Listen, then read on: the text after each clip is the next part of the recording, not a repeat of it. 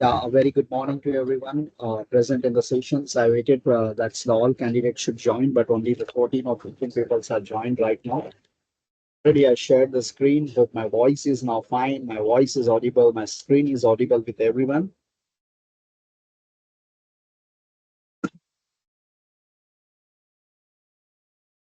Now I'm totally fit and fine, so we can proceed with the session. So as in the last sessions, we will start it about the 5 to 10 minutes. I will just briefing about things what we did in the last Saturday, Sunday.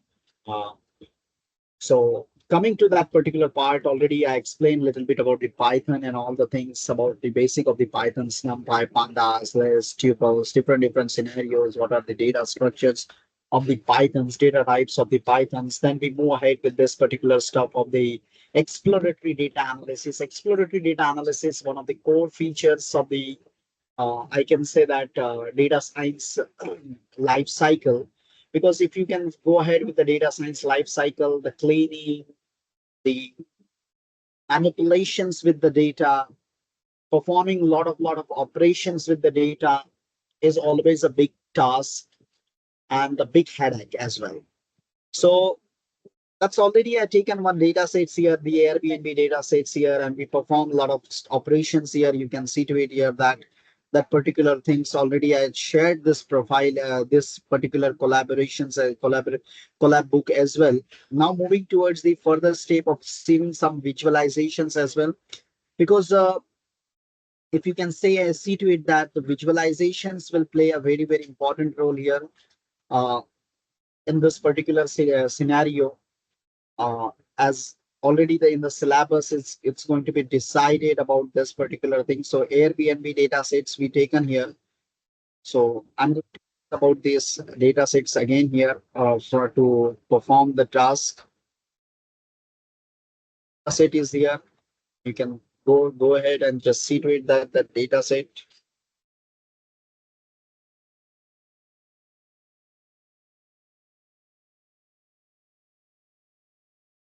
So the data set is there. So if I'm going to run again about this particular runtime and all the run all, so you can see that the running is going to be happen here, performing all the operations.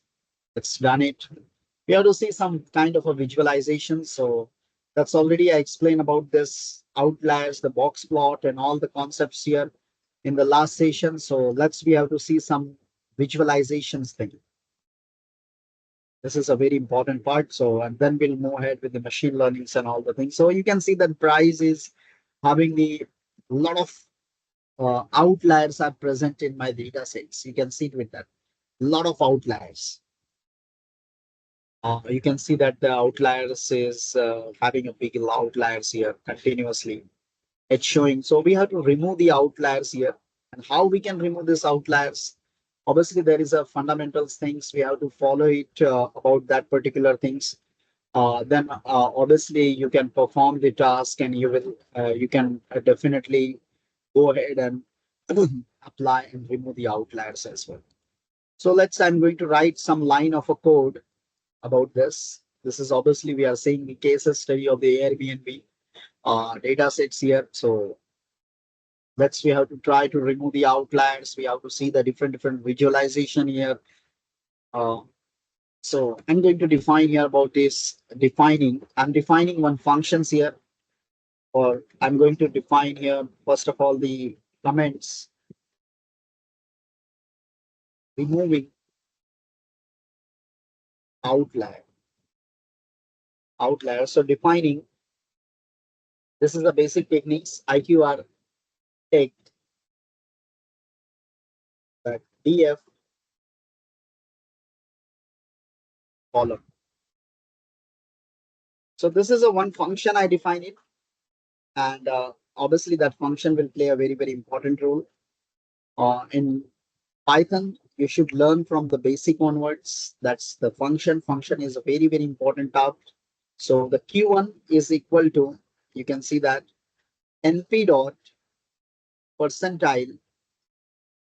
So NP dot percentile DF columns 25, 75 IQR lower bound. But this particular things we have to define one more thing as that is we can call it as the upper bound and the lower bound. Yes, that's totally fine. And the return is equal to return upper bound comma lower bound. So or the I can define as the lower range as well or the lower bound as well.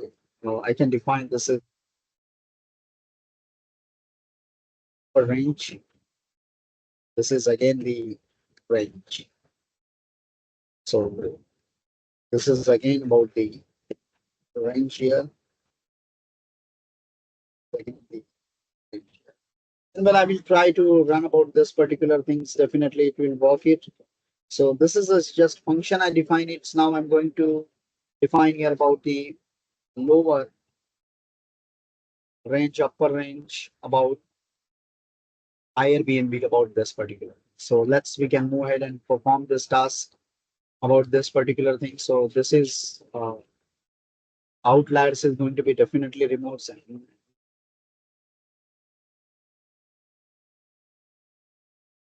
techniques. df dot price. Data frame name is df, right? Yeah, df dot price. So why we are getting all this? So I think this bound from upper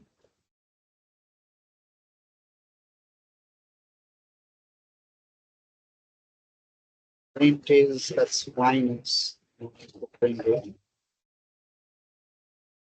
So here I can go ahead. df is equal to df df dot price price greater than statistical things. You should go ahead with this statistical techniques as well. df dot price and df dot price less than lower bound or upper bound. It's I did a wrong. So lower bound is greater than and upper bound should be less than. So Peter, what I can go ahead with this particular things, I can copy this or control X is this, and I can remove it.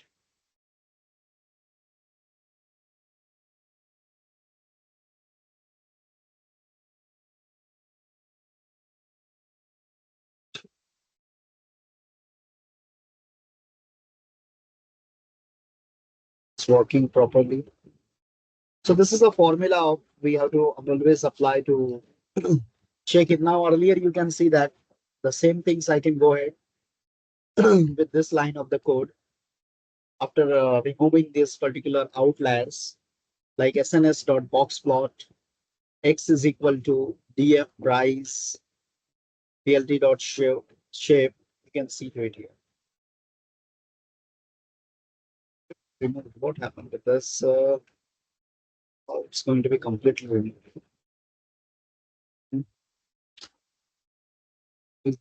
Df is equal to df.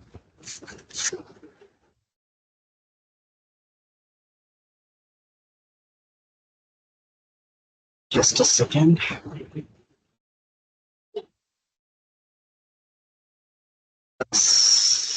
For range lower, that is fine. Bracket better.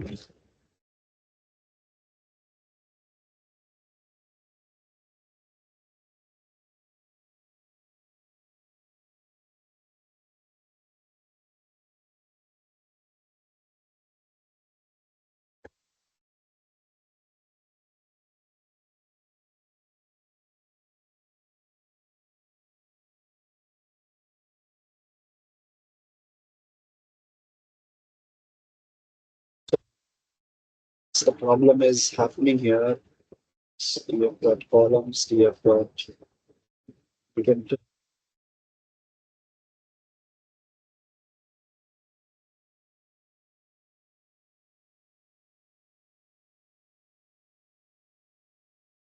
you have to try it again.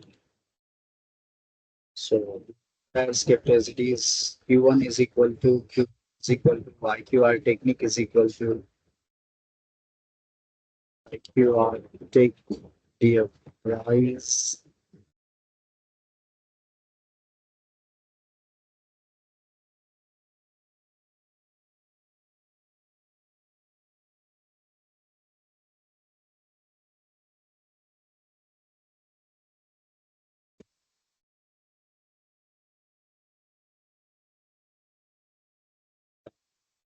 But it's showing the same thing. So we have to remove more outliers here. So that definitely will be the importance here again. 2, 3 times you have to run it. So it will not go ahead with one step. You can see to it that earlier the shape was 20972. Before the removing out the outliers, it was the 4889516. Now after removing the first one step of the outliers is 2972. You can see to it here about this particular things. So you can see that 233. So this means that a lot of outliers is going to be removed here. So obviously it's going to be, this is the process you should understand it, how we can remove the outliers. So removing the outliers will play a very important role. This is a very important task as well, because it is always required to remove the outliers, because if you are not going to remove the outliers of your dependent variables, your prediction is going to be affected. So predictions affection is totally depend on the outliers, the cleaning of the data sets. It's very important task. And as a data scientist or as a machine learning engineers, this is the important process for the better efficiency and the accuracy of the model.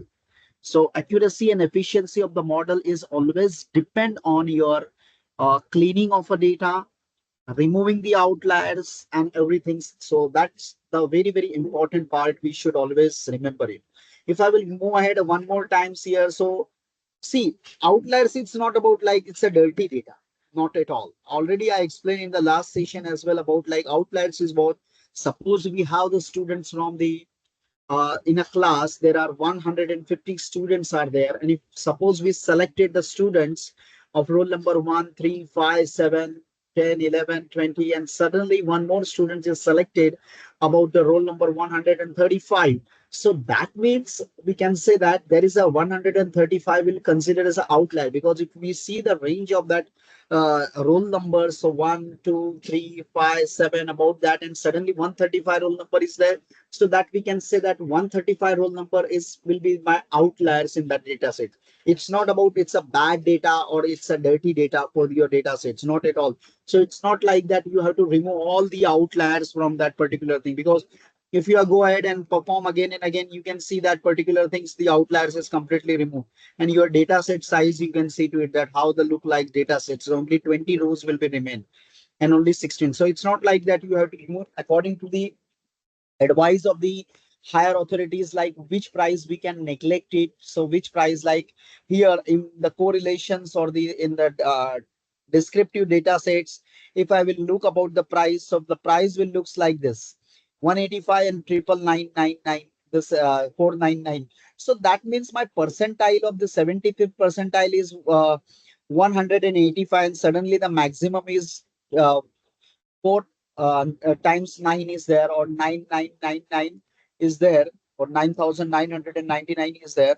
So that means something outliers is present inside the data. As a statistician or as a data scientist, this kind of a manual thinking should be comes from your logical thinking. Like if my 25th percentile is 80, 120 percentile, 120 is my 50th percentile, 75th percentile is 185, and suddenly I'm getting a maximum. Suppose this is a 75th percentile, and if I'm going to calculate the more 25 percentile, that means 100 percentile. So can I reach this? Not at all. So that means this is something outliers are present in my data set. So we should remove some amount of a data sets, or remove some amount of outliers from my data set.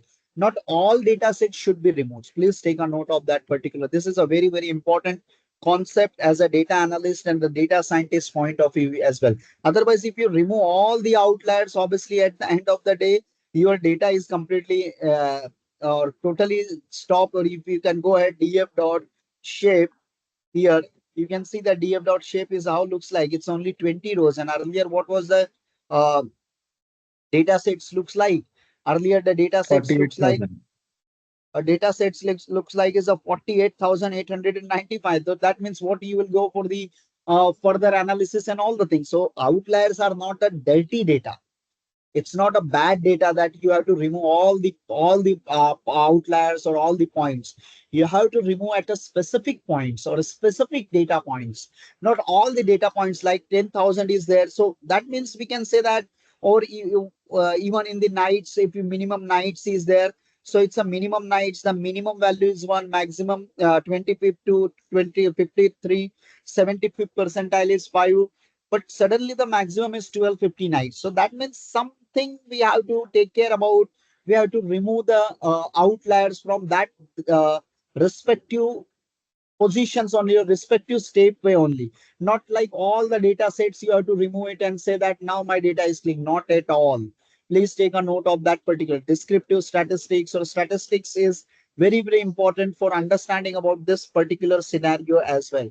At least we have to make this particular. Now, if I will go ahead with the df.describe, you can see that df.describe about this particular thing. So you can see that df.describe is what it looks like. It will show about this particular things like the 10,999 about that particular things already. So it's only, but how many? That's a 20 is only 20. Count is how many? It's only 20. Means if you can go ahead with the df only, you can see that particular things df is only having the 20 rows. So that means obviously it's a very small data we are getting. So removing outliers means, please remember it. Never thought like we have to remove all the things and make a data completely null. It's not like that. So please take a note of that particular stuff, that particular things. Now we have to move ahead again. We have to see, but the process you should always, there are a lot of process to utilize about the or removing out the outlier. There is a Z test is also there, so you can use that Z test as well. So I'm moving towards the next step to show you some visualization here to see to it that, and visualization is also, remember it, that is a very, very important visualization. Just one question. Like Yes. we are moving from 48,000 rows to 20 rows of data in our model. Like just 20 rows we are left with. Okay, in building a model. What Hello. your question? What's your question, sir? Yeah, so such a huge number of rows we are ignoring it. So like doesn't it impact the model? 100% it will impact the model. 100% impact we will say, but that's your training data is very small. Your accuracy, you will see the good accuracy, but the problem is like when you pass the new data, 100% your model is not capable to provide that respective or that quality kind of predictions. So 100% when you see, when we have the maximum number of a data, your model training will be a more good. Just like in our day-to-day life, when we are going to practice maximum problems, we are capable to provide a good solutions for the new problems as well. And at least we should think and we should provide some good predictions as well. But if we are not going to train on the good amount of problems, we are not going to train ourselves on a good or huge amount of problems, definitely when the problems will come, certain changes, you are going to get a difficulty to understanding about that kind of a problems or giving the solutions or the prediction. Similarly, the model is like that. If you have only the 20 records of in your data sets, you are going to predictions. Obviously, your model accuracy, you will see that good. But when you pass the new data, 100% your model is going to be overfitting or underfitting is going to be happen. So to remove that kind of a steps, it's mandatory that your model should be trained with a good amount of a data sets, not about only small amount of a data sets. So that is a very, very important part. Okay, okay, got it. So we have to see some data visualization here. That was the part is remaining. So data visualizations. Data visualization is the same thing. Just Excuse me. yes. I have a question that just you said that it should be passed through a good amount of data set. So, is there any range of that data set that at least this amount of data should be there? No, it's not like that. It's only the training and testing point of view. We can say that the training data size should be greater to the testing data size, just like the 70% data should go for the training and the 30% data should go for the testing. But what will be the size of a data sets? I cannot say that. It's totally depend upon the vendors and the clients. Like if you are going to collect the data from the Amazon or that different places, obviously you will get a huge data sets. But when we are planning for the model buildings, the training data side should be, or minimum, we can say that 65 to 70%.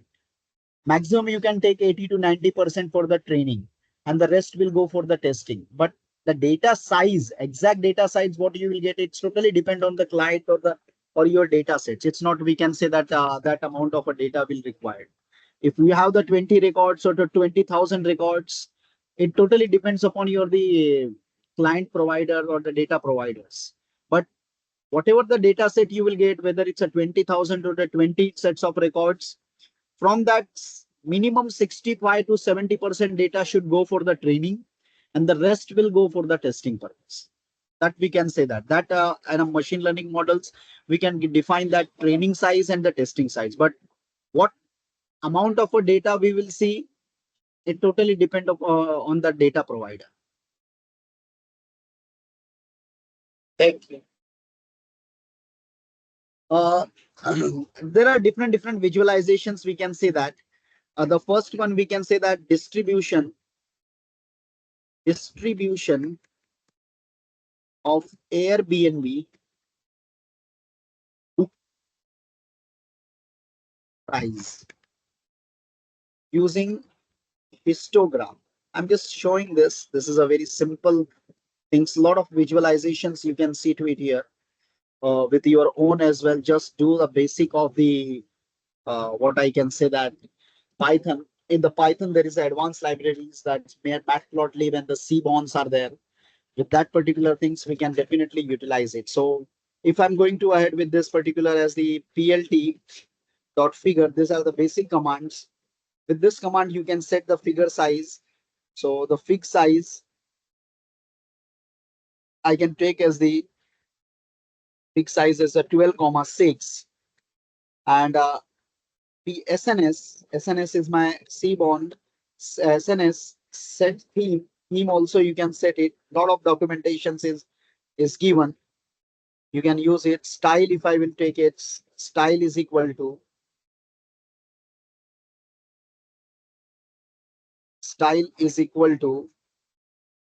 dark grid. Then I can say that SNS disk plot, because his plot is going to be terminated from the uh, what I can say that CMON library. Now I'm talking about distribution of Airbnb booking price using histogram. So instead histogram nowadays people are using, or the documentation is changed. People are using this plot, density plot, or that particular thing. So dark grid this plot I can take as the DF. DF is my data frame, and from the price column I can take it price. But I can also take the color as well if required. It color is equal to, I can take as the red. Title is kept, we can kept as a Airbnb ticket price plt dot show. Font size also you can take it if required. It you can take the font size 20. X label, Y label also you can define it. So this is a basic way you can define the visualizations. You can see that plt dot Y label. So my bracket is not completed, so that's why I'm getting it. This plot, you can see that. So this plot is decrypted functions and will remove in C bonds. So obviously this particular thing is going to be an access function level of the hist plot. So we have to use the hist plot here. Hist plot. Now it's again updated. So you can see that a lot of updations is going on. So you can utilize that particular things as well. You can see that this thing is, we can see to it here. Also, this plot is also going to be, you will get it, but the problem is that only is you will get a warning. Will get the output.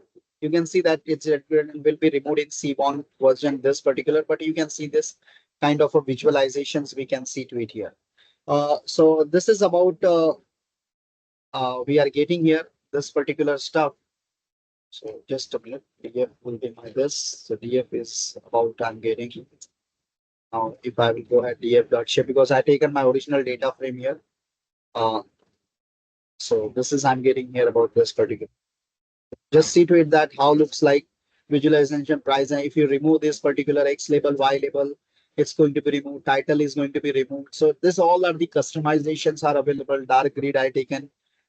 White grid is also available. So in the documentation, it is given. You can go ahead with the documentation. So white grid is, I think, there. White grid is there. White grid is there. So white grid also you can take it. The color you can take different colors as well. So this is a visualizations where you can do it with this particular things. You can also, for a lot of things, it's not about like, for example, in my data frames, I have the neighborhood groups here, and data is neighborhood group. So I can go ahead and take the total listing counts. Uh, in X label, I need to draw as the neighborhood groups, and in Y, I need the total listing counts. So obviously, the listing counts is there, everything is there. So we can go ahead and just take about this data frame as it is. So for that, like the drawing the count or something like that, we always take the count plot. So there are different visualizations are there. SNS count plot is here. So count plot, you can say that room type is there. If you will take as the neighborhood groups, you can see that all the things will be available. Neighborhood group,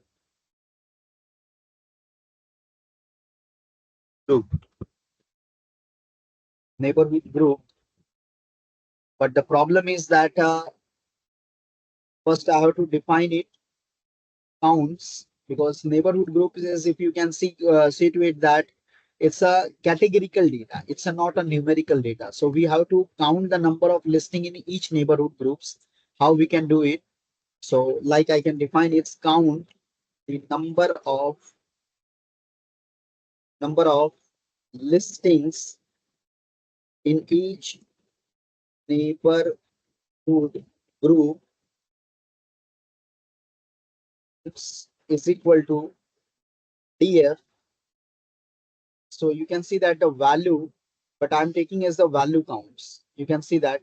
So when I will do it, I will get a print count. So like Manhattan having 21,661, Brooklyn is having 20,104, Queens is having 5,666, Bronx is having 10, Staten is Iceland. So all the counts I can see that. Now I need to go ahead and define my this particular thing as the proper table wise.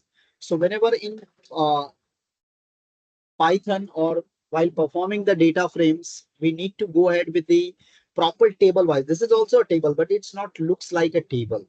Like when I will define, for example, if I will write one name, that's statement stop neighborhood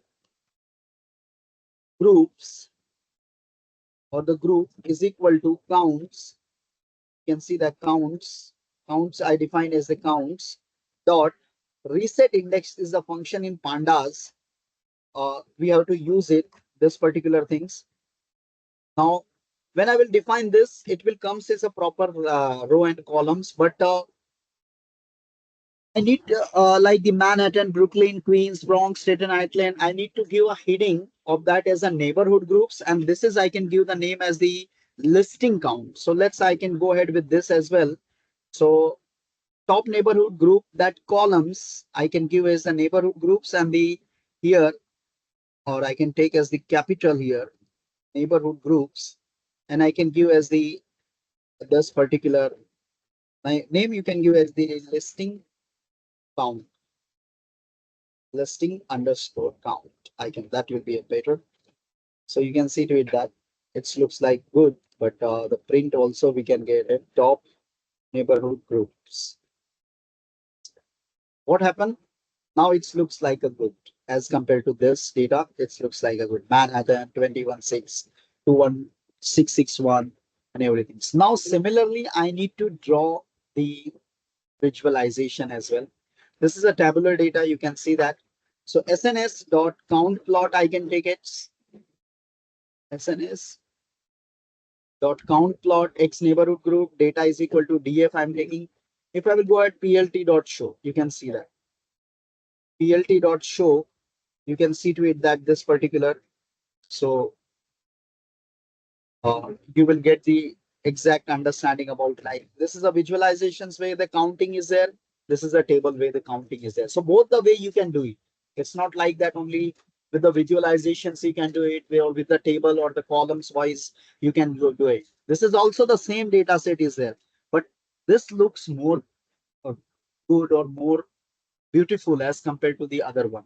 So wherever in pandas or in performing the EDA, we want to calculate the categorical value or their counts. We always utilize about this reset index and all this particular stuffs. So please remember it. This step,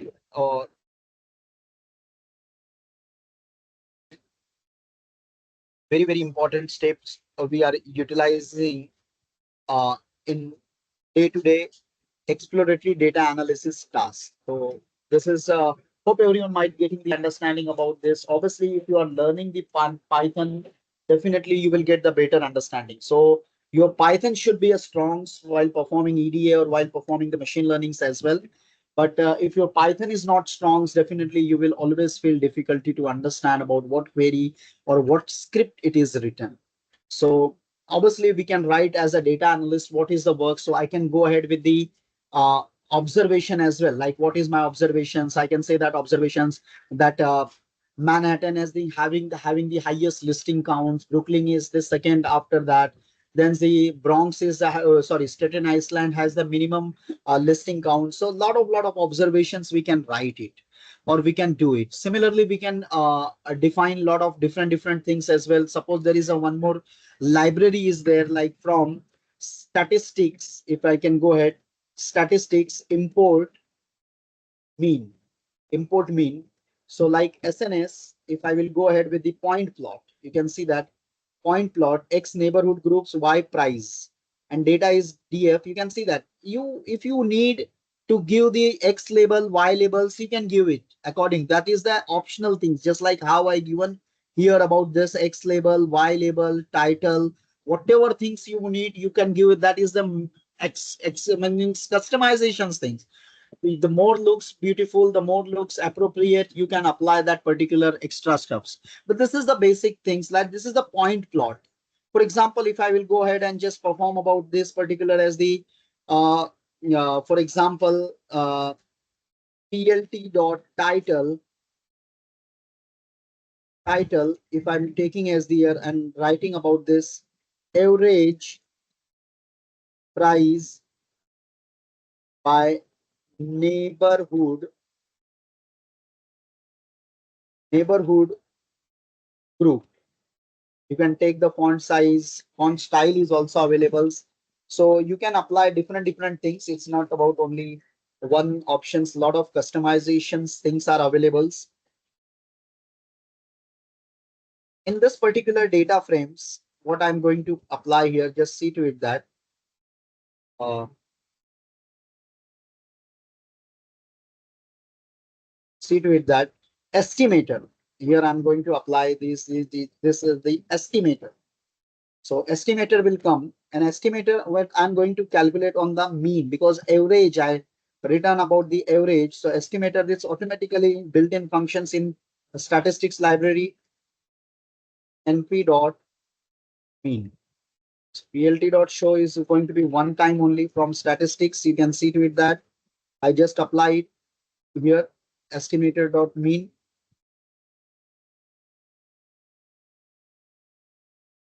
That's we can go ahead with this. I can write the comment here as well so that when you enter one. So average price by neighborhood. Just for one particular columns with the listing count I'm doing. You can see that this is a one more bad thing. So obviously it's coming as a comment. So you can see that. Different visualizations you can apply it. You can do it lot of different way visualizations in Python with simple, like here I'm taking neighborhood with the price. X is my neighborhood, Y is my price, and calculating the estimator as a NP mean. NP means that's a mean is going to be calculated. With the help of the mean is going to be considered, and you are getting about this particular thing. So also this particular value you can calculate with the table value as well, like the average price and all the things you can do it in pandas with the help of the pandas. So as a data analyst, exploratory data analysis is very important. This is all whatever task I'm applying. It's about the exploratory data analysis task for that particular. For example, we can draw one more things like average uh, price of each neighborhood group using violin plot. Violin plot. For example, so violin plot we have to take it. So SNS dot violin plot. You can see that simple line of a codes, and it's you will getting about the violin plot as well. So the violin plot it looks like here about because the data are not clean. I taken the original data sets. If you apply again the cleaning and all the things again, I enter it because after applying the outliers, my data is very small. So that's why I've taken the again the applied the DF or control enter. So that's why it looks like this particular thing. So when you clean it, it looks like more good or more accuracy or more beautiful way you will get about this visualization as well. So this is all the things you can utilize it. A lot of way you can utilize it with the bar plot, histograms. You should go ahead the documentations of the matplotlib and the cbons, and from that try to learn about that particular things. Try to learn about their different plots, why we are using the box plot, why we are using the scatter plot. So a lot of options are available. You can utilize it according to that. Why we are using the scatter plots. Um, why we learn about the matplot, why we use about this particular uh, violin plot. So everything is given in the documentation. So you can go ahead and just perform this particular way at your end so that you will get the better understandings. You can draw any tables just like how I did with the reset index about this. You can do with any combinations about like neighborhood groups. Suppose if I will tell that's with the host name, you can draw it. So you can just change about the particular features of the columns and you can perform the value counts and everything. So you can do it. So just try to perform that kind of an operations with your end as well. So this is about the EDA or the exploratory. In exploratory data analysis, it's not about only two three things. We have to check the combination. Suppose you are going to consider your targeted variable is, I can say that the price, or targeted variable is about the availability 365. So you have to calculate all the visualizations availability with this reviews per month, calculated host listing, last review, whatever the things are there, you have to calculate it and just check it how it looks like so that you can go and conclude about the things like this. Yes, availability 365 is combination with the neighborhood groups. I'm getting the Brooklyn with availability 365. This is my observations. Availability 365 with the host name, availability 365 with the latitude, longitude, whatever the things are there, it's given in the features. You can go ahead and perform that particular stuff. So in EDA, it's not about the simple things or the simple part. Please take a note. EDA will take a lot of stuff, lot of hard work, like from the data importing the data, exporting the data sets, from the renaming that column name, dropping the column names, finding the null values, filling the null values, dropping the null values, to describing, to find the correlations, and everything will be there in this particular, removing the outliers, seeing the all the combinations with the help of the visualizations, with the help of the tables. The all the works belongs to the exploratory data analysis. exploratory data analysis. So please remember it about this. This is a very, very fascinating process and very, very important process as a data analyst and as a data scientist perspective as well. So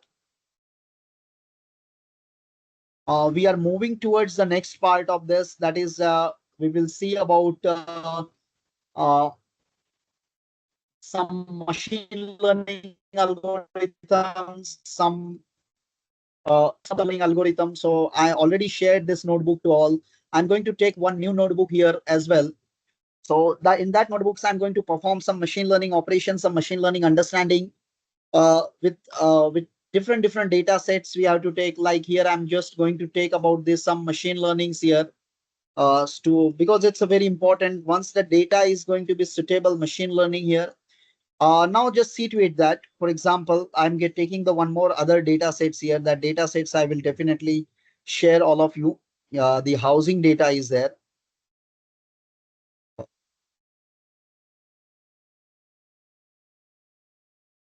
The housing data, so I can share in WhatsApp as well. So just allow me 2 minutes. Please take a note of the housing data sets, the group as well. Yeah, I just shared it. Please take this data set. Now we are moving towards here to the next part as the machine learnings. I'm not going to take directly machine learnings. We have to understand first of all the basic in-depth of the machine learning. So what is a machine learnings? During the first explanations of the machine learnings, hope everyone might remember it. I explained one beautiful diagrams with the visualizations or the very easiest way I try to explain. In machine learning, there is exploratory data. So this process is by default involved in that. Feature extraction is there. Feature engineering is there. What is machine learning? So machine learning is not about only doing the model or applying the models. Machine learning is first we have to go for the feature engineering, feature extractions, and then we have to apply the models to give the predictions so that with the help of the input features, we can provide the outcomes or the predictions of that respective dependent features. Because whatever the data set would be there, for example, if I will write here import, you can see that numpy as n import pandas as pd. First, this two library I just imported here. Now let's see the second one or next one is. So df is equal to pd dot read underscore csv. I just take the copy path. Please take a note of that copy path of this and just perform the task. Now just see to it that this particular thing is running here. So df is equal. Now this is something the data I'm getting here about. From this, I can go ahead and perform this particular task here so that I will get about the results and everything.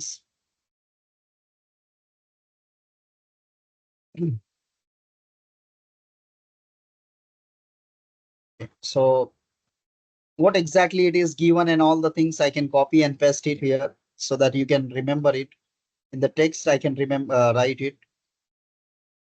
So just see to it that this particular, what is the meaning of crime columns is a per capita crime, Zn is what proportion. So from the data sets or from the data it's given, you can see to it that this particular things. One more thing is there df dot column. If I will go ahead with this particular thing columns, I will see that's med v. So med v is a median value of honor occupied in $1,000.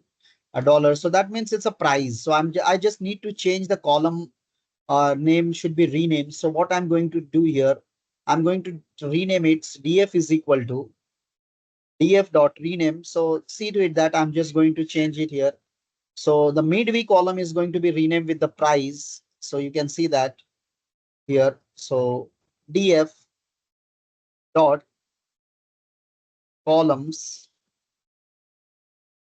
you can see that the price column would be there. The price is coming as. So that's why I just did it. Now coming to the machine learnings. Machine learning is very, very important. we should understand about what is the machine learnings. In machine learnings, what are the different types of the machine learnings? We'll have to see to it here. So the question is, what is machine learning? That already I explained on the first day. In the machine learning is not about, first of all, it's a subset of the AI. And in the machine learnings, we perform a lot of operations from the statistical analysis, exploratory data analysis, visualizations, uh, calculations, data manipulations, feature extraction, feature engineering, lot of stuffs we are performing. Uh, what all types of machine learnings are there? So machine learnings, if I will go ahead with this particular here, I have to share this notebook as well, first of all, in chats as well as restricted. So anyone with those links. So the copy links in a chats, first of all, WhatsApp group, I share it, and then I can share it in a Teams as well. Mm.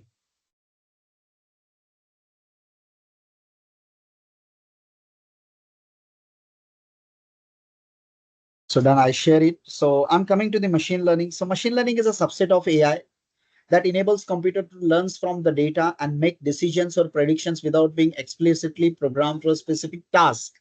It involves developing algorithms and modules that can recognize patterns, trends in the data, learn from them with the help of the exploratory data analysis, feature extraction, feature engineering, and improve their performance over a time to time.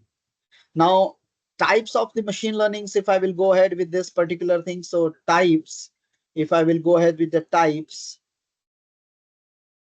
of ML. So the first is, I can say that the supervised. Second, I can say that unsupervised. And one more thing is that is the reinforcement is also there, or semi-supervised, reinforcement, but we talk as the uh, reinforcement learning.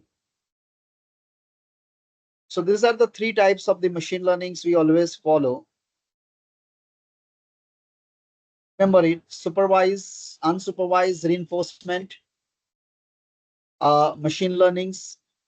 Supervised means what actually? It means labeling. Like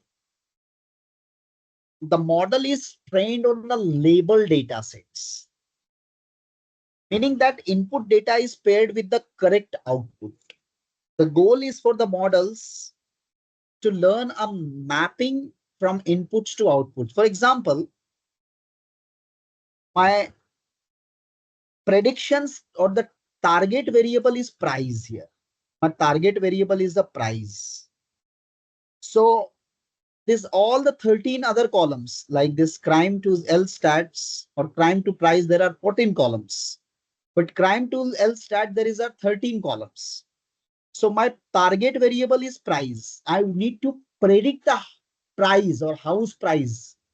So the crime ZN, index, chas, knox, RM, age, days, tax, speed ratio, B, L stat, everything is there. So I'm going to predict the things here. With the help of the other 13 features or the 13 variables, I'm going to predict my price column or the price or the house price or whatever the price. It might be the house or the product price or the mobile price, anything would be there. That means other 13 things are the labeled and the price is, or I can give the basic example. Suppose you have a basket or fruit basket. In the fruit basket, there are different fruits are given like banana, pineapple, orange, mangoes, and their labeling is also given. So that example, we can, the data set is already given a label form or labeling is given. We know that particular input and the output as well. So that part we can call it as the supervised machine learning algorithm. So supervised machine learning models. In supervised machine learnings, there are two further things is going to be divided as a regressions, and the second one is classifications. Now regression is what? Regression means continuous. Like this is your problems. Like On 13 features, you are going to predict the fourth target variables or the price columns. On 13 variables, you are going to predict the house price on 13. So this example we can call it as the uh, regressions. Like you have the different features.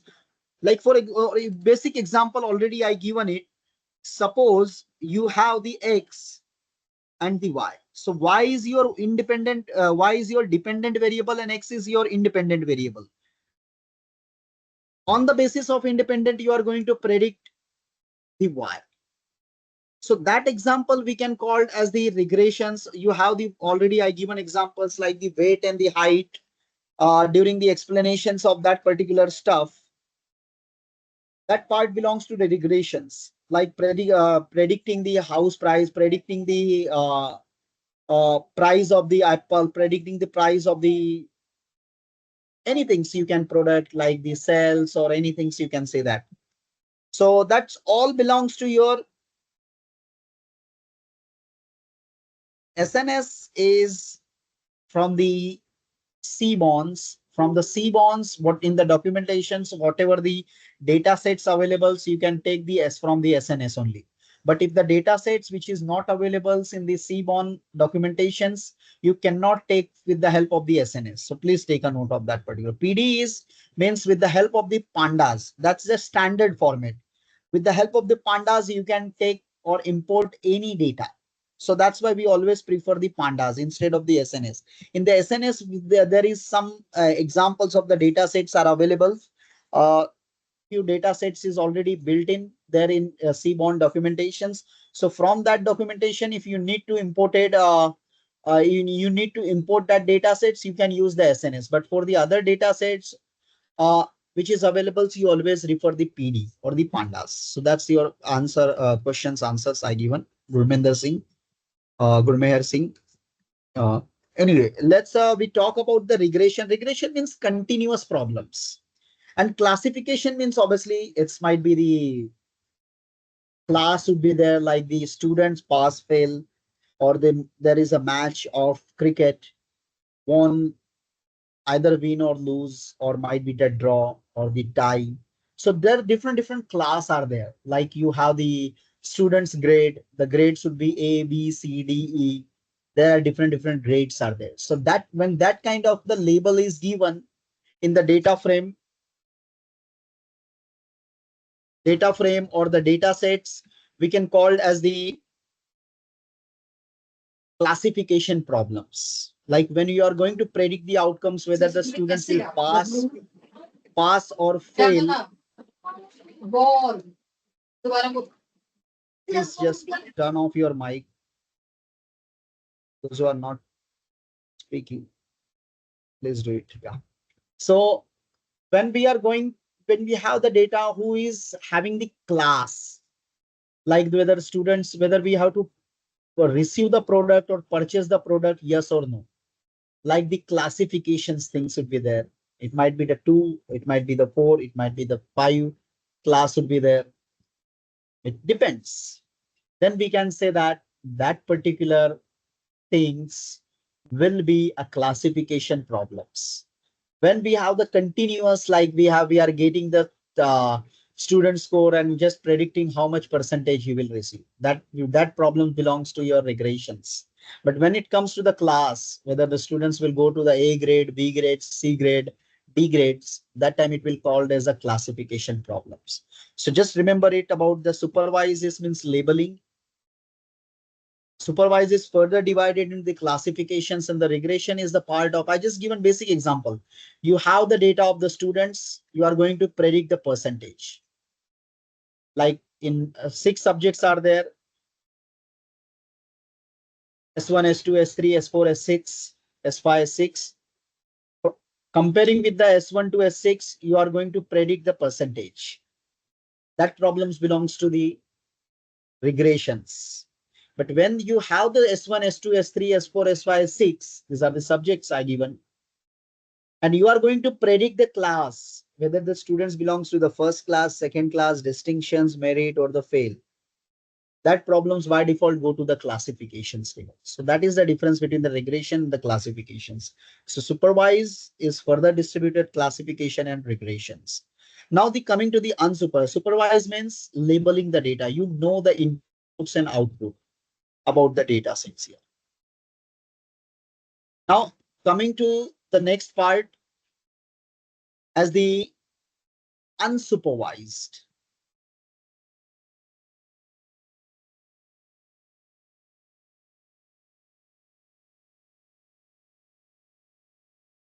It's not about a conditional, Anuja. Classification is not about the conditional things. It's about the class. It's not about the conditional. That obviously it's going to be depend from the data sets point of, but in machine learning models, it's not go ahead with the class. Please take a note of that particular. That obviously it's a class is defined. Everything is defined in the data sets. Like, for example, the species of the plants or the flowers. So it's already defined. So when the target variables having the class, not like the price. I will see that a practical implementation as well. So that time you will get the better understanding. Here we taken the regression example. Now coming to the unsupervised learnings deals with unlabeled data. The model tries to learn the underlying structure or distributions in the data without specific guidance on what the output should be. What will be the output?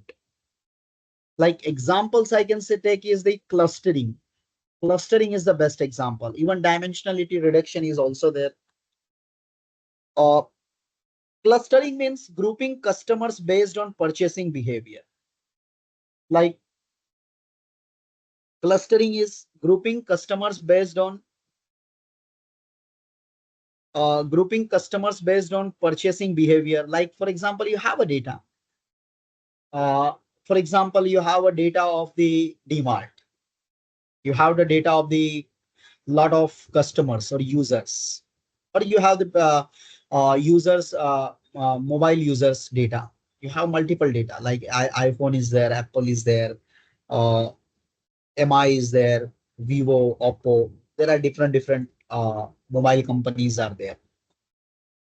Here you are not going to predict like the whether the students will pass or whether the customer is passing the first class, second class, or the what will the price. We are going to make a grouping or the clustering like the customers behavior. We have to understand like how many customers like iPhone, how many customers like uh, iPhone and Samsung, how many customers like the grouping of the only iPhone, how many customers like the only Samsung, how many customers like the uh, mi, how many customers like Vivo and Apple. There are different combinations we can take it. So that is example of the cluster because it's not a labeling. Here we know that labeling is there, that's pass, fail, or first class or grade A, B, C, D.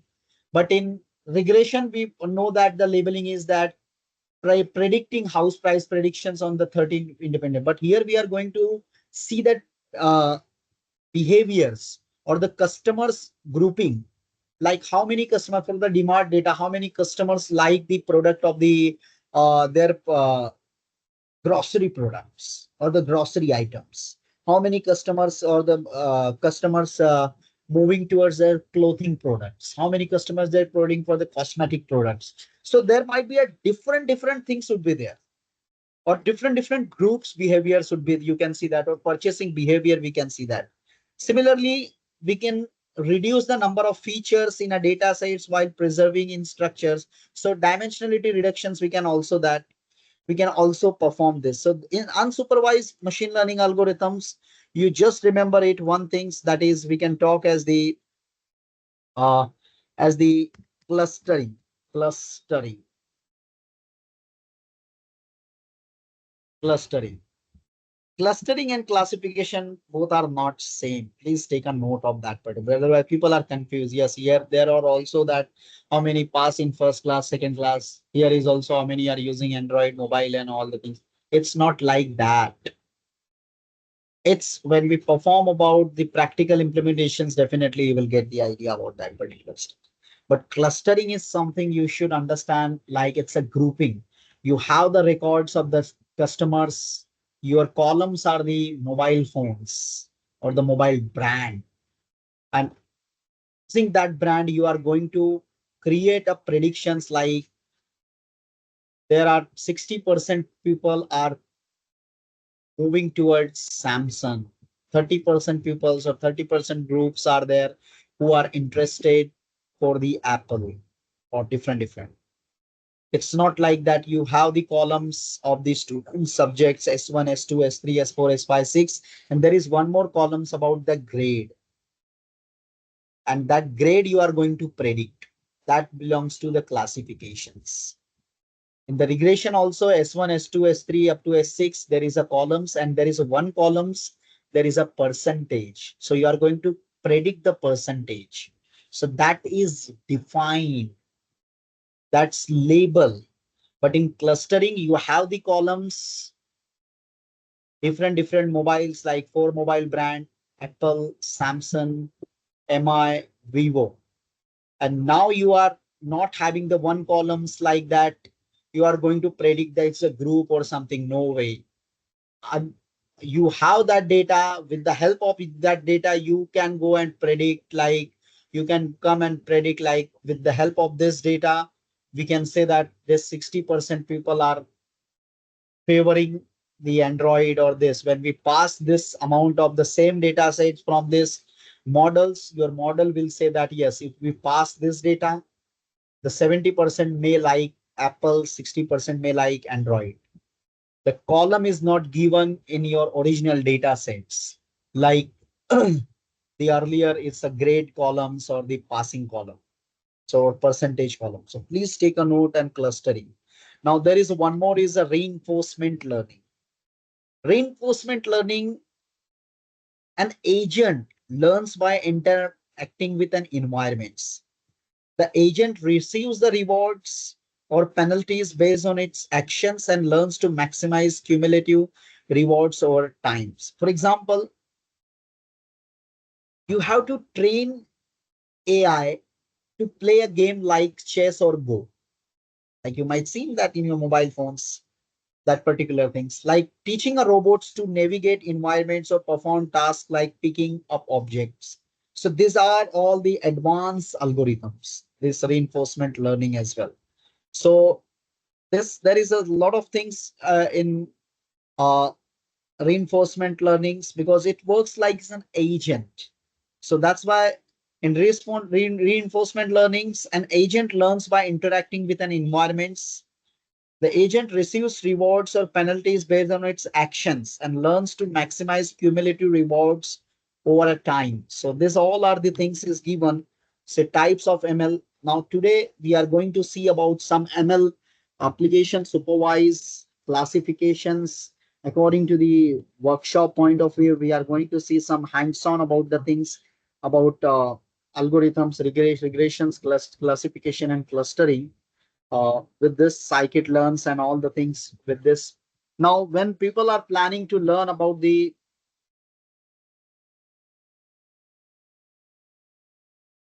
when people are planning to learn about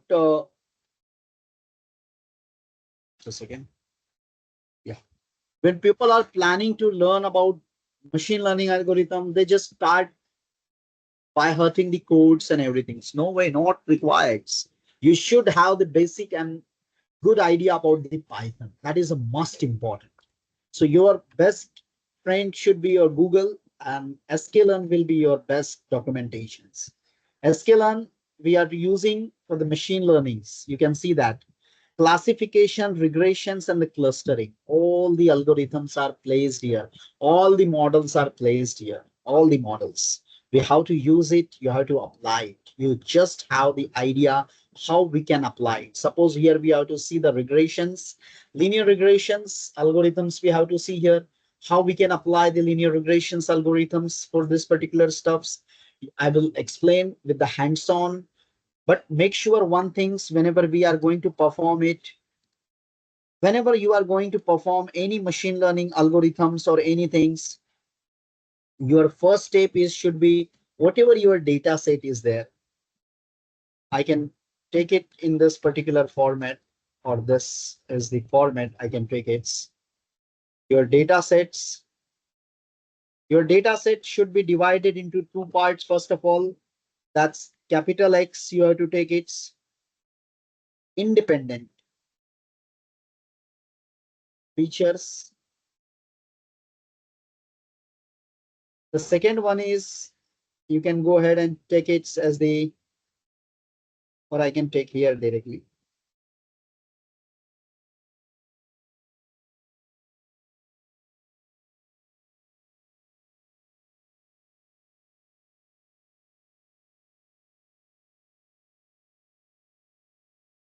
Dependent Y.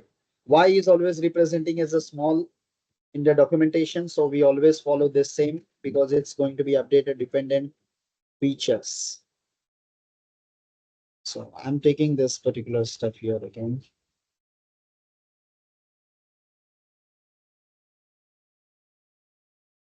Why should be the dependent? So your data set would be divided into two parts. Dependent means your target variables. Independent means your independent feature. Just like here in 14 columns, my target is the price one, this columns. The rest should be my independent features.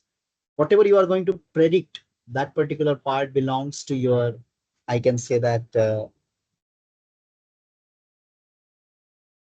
dependent features and independent. And after this, you should always remember it, training and testing.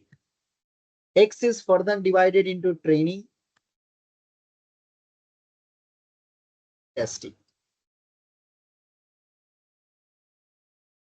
This is not for X only, this is for Y as well.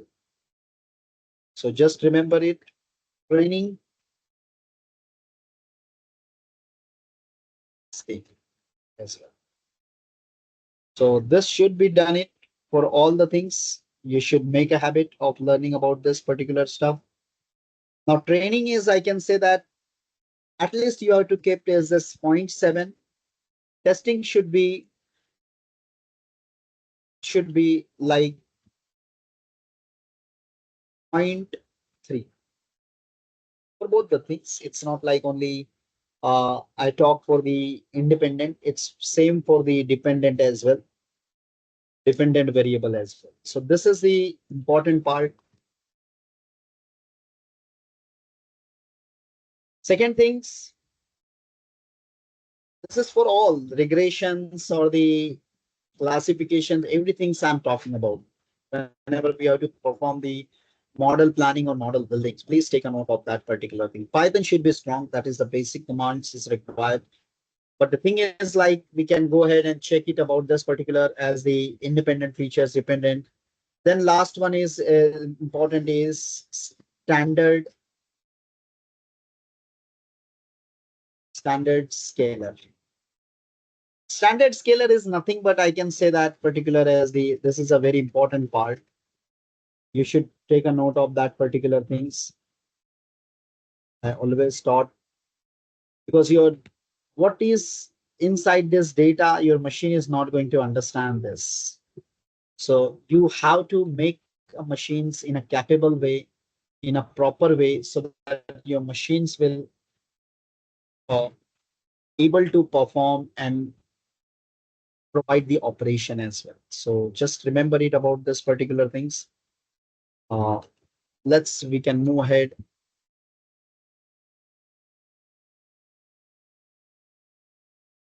Here with this commands, there is no commands I written. This is I just write about the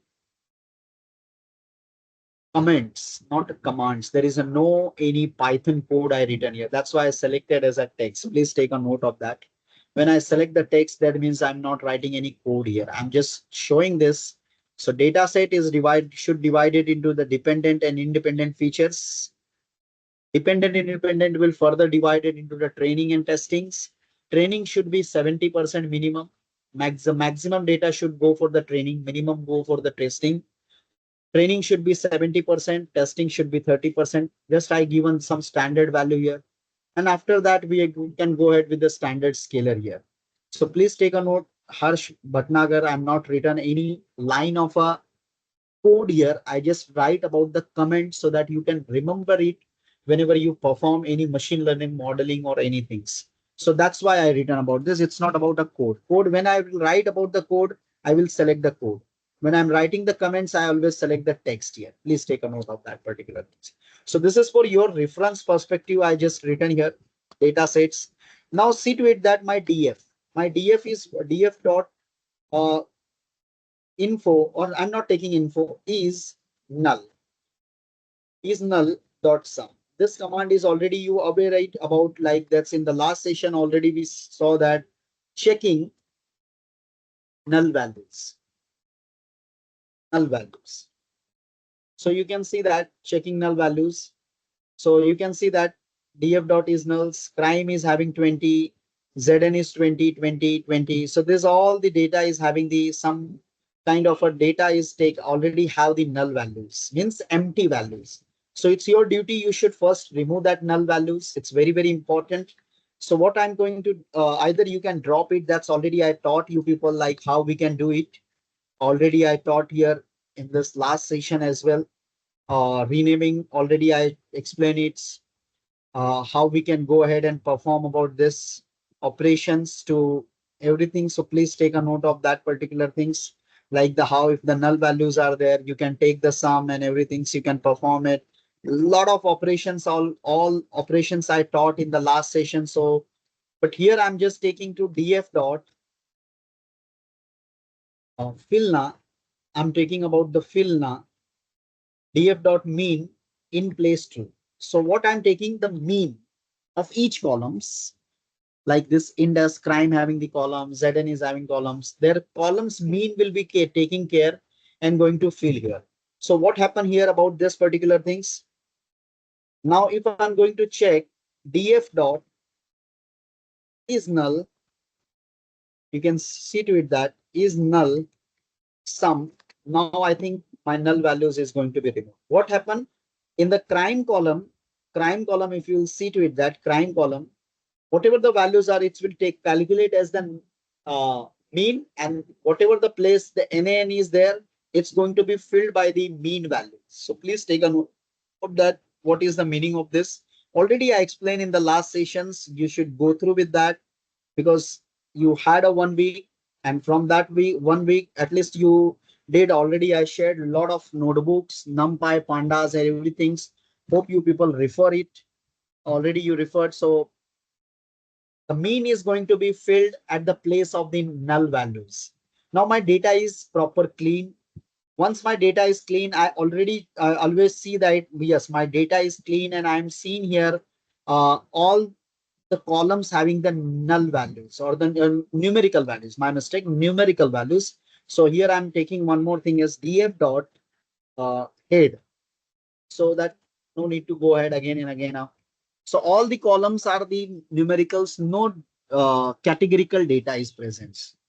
So what I can go ahead, I can perform here about one task here, df dot describe or df dot describe. Uh, we can go ahead df dot describe here.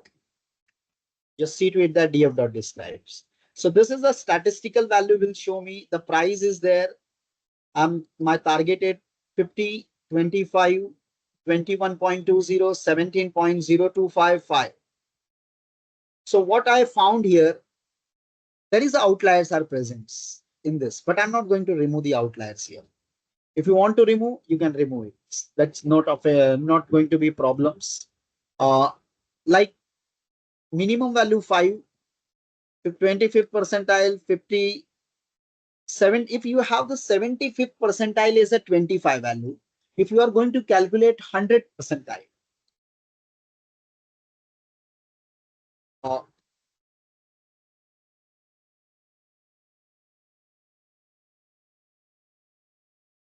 like you have to calculate the 100 percentile here. So how to calculate about that percentile as well? You have the formula np is equal to np dot percentile, and from data that you have to take uh, the price column. You want to calculate it. how we can calculate. You can do it and you can calculate it. There's no problem about that particular things. You need to calculate about the percentile as well. It's totally about uh, calculate it from your end as well, because we have the data sets. So we can calculate about the percentile as well. So the numpy is already defined. It's, for example, if I will go ahead here and calculate my any percentile, you can take it. For example, if I will go ahead, percentile, for example, 99 is equal to p dot percentile. You can see that this is a simple formula is given. Print percentile. We're getting a 50 because it's given 50 is 99 and 100. It's 9. If you're going to change here from this 80 or something like this, if I 89, I can take it some random value 18.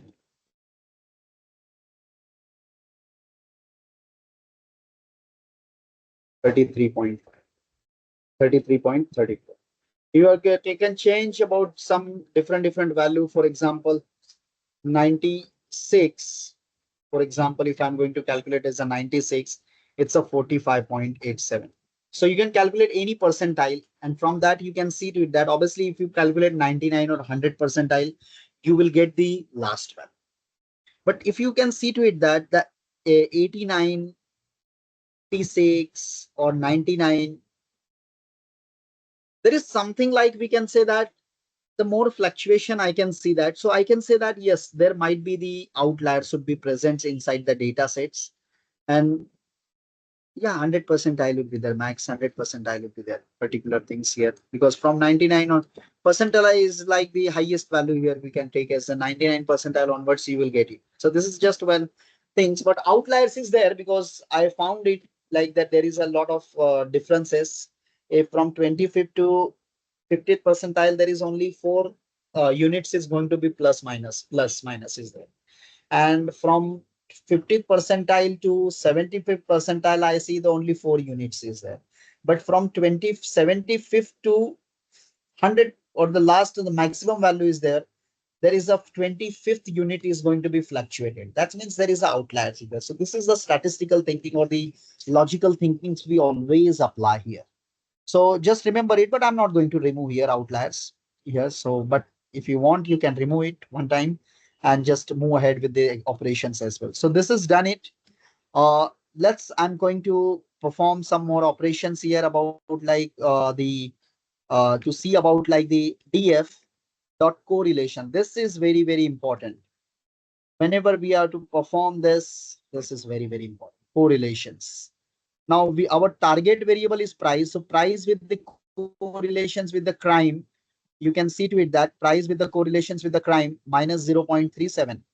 Negative correlations. Correlation always lies between -1 to +1. -1 means strong negative correlations. +1 means strong positive correlation. Now here we are getting minus 0.37. What it means? What it means that if crime is increases, price will decreases. Then Zn is having plus. That means Zn increases, price is also increases. Then again, that's -47 index. That means if this is going to be increase, that's price is going to be decrease. Already the descriptions I copy and paste it here, so you can refer it about what exactly it means about this. So you can refer it from here as well. Then RM and everything. But always remember it, if suppose we have the correlation with 0.01 or 0.05 or means less than 0.1. If the correlation is less than 0.1, please just whether it's positive or the negative. First make clear this. Remember my statement. If correlation is less than 0.1, whether it's positive or whether it's negative, you should always neglect that variables or that columns.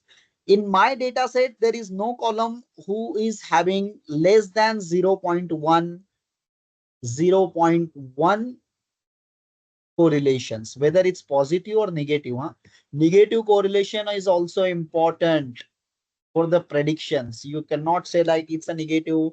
If that increase, price decrease, so we should remove that so that my prediction will increase. No way.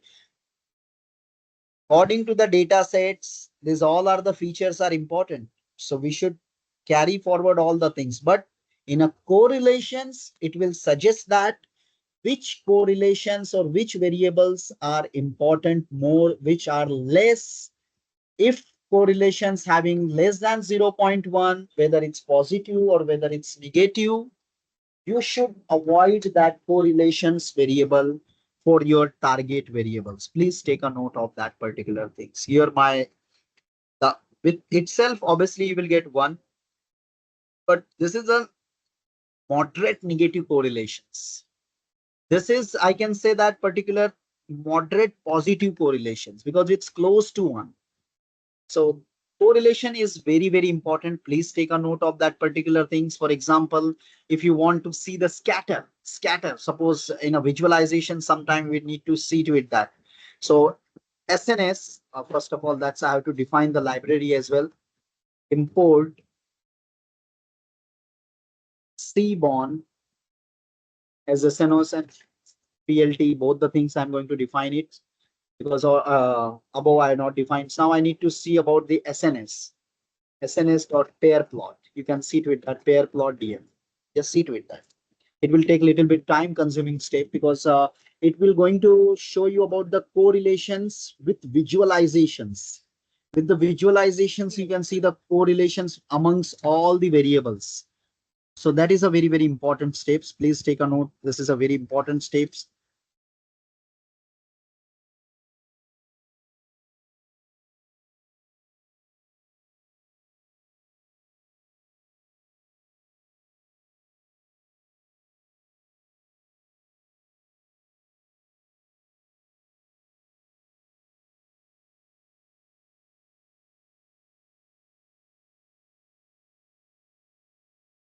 It's taking a little bit of time, so we have to wait it.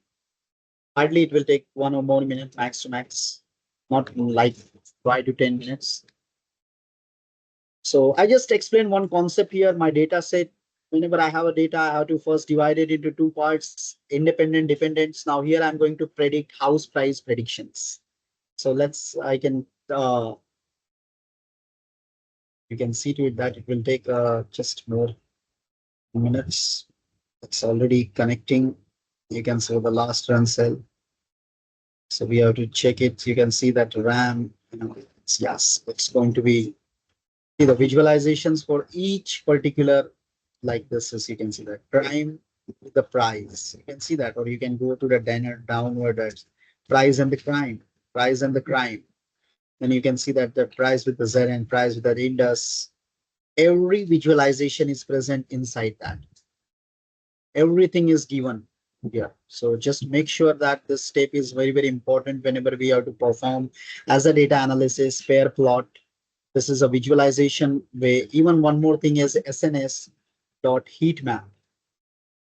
Define dot df dot and not true is there. You can see that heat map is also the correlations of the. This is also the correlations. You can see that very easy. Minus 0.6. Everything is going to given here. Or with the color way. So correlation is very, very important statistical terms for model planning and model buildings. If learn and understand the correlations value, according to that, you have to decide like which particular variables you are going to take and which particular you are not going to take. So correlations play a very, very important. This are all the three parts. It's a tabular form. It's a pair plot with each particular pair, like crime with ZN. Separately, also you can draw it like if if you can go ahead and perform about this particular PLT dot scatter. PLT dot scatter DF dot LStat. So for example, you can take any two things like LStat with the DF price or if I will go at plt dot x label lstat, and you can see that plt dot show, you can see that the output you will receive it.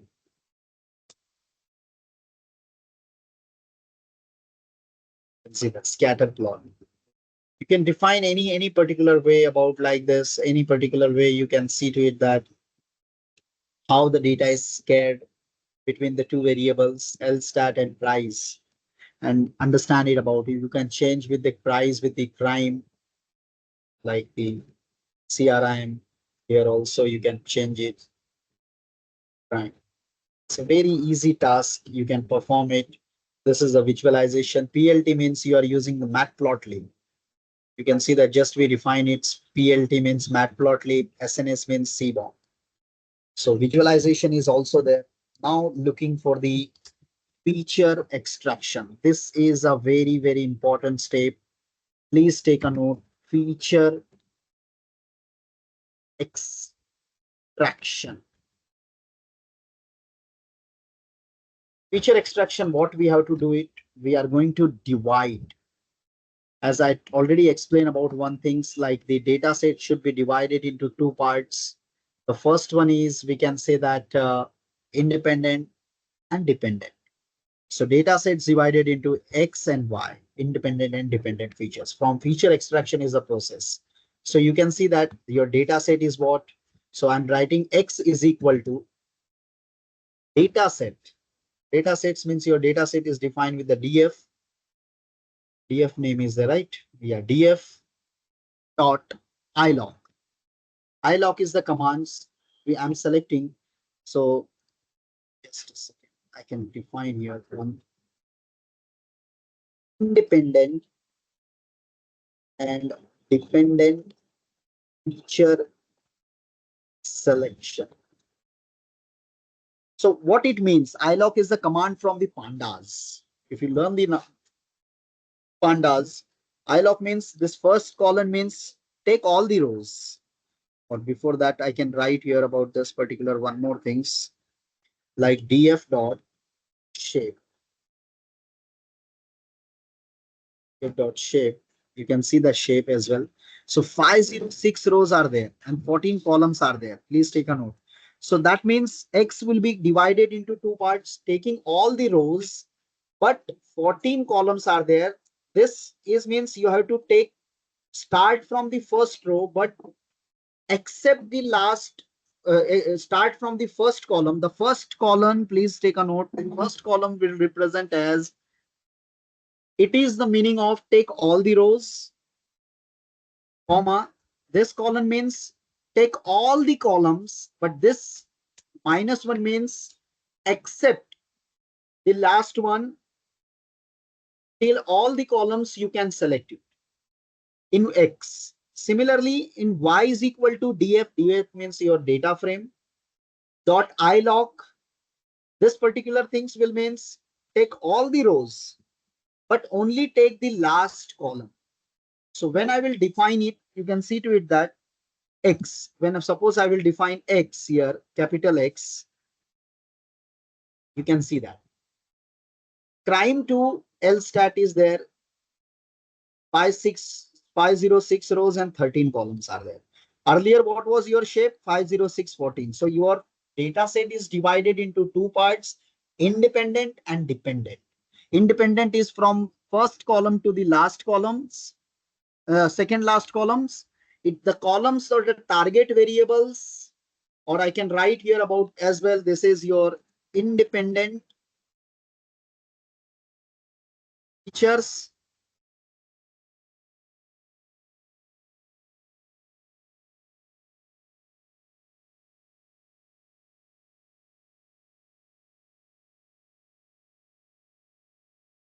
Independent features.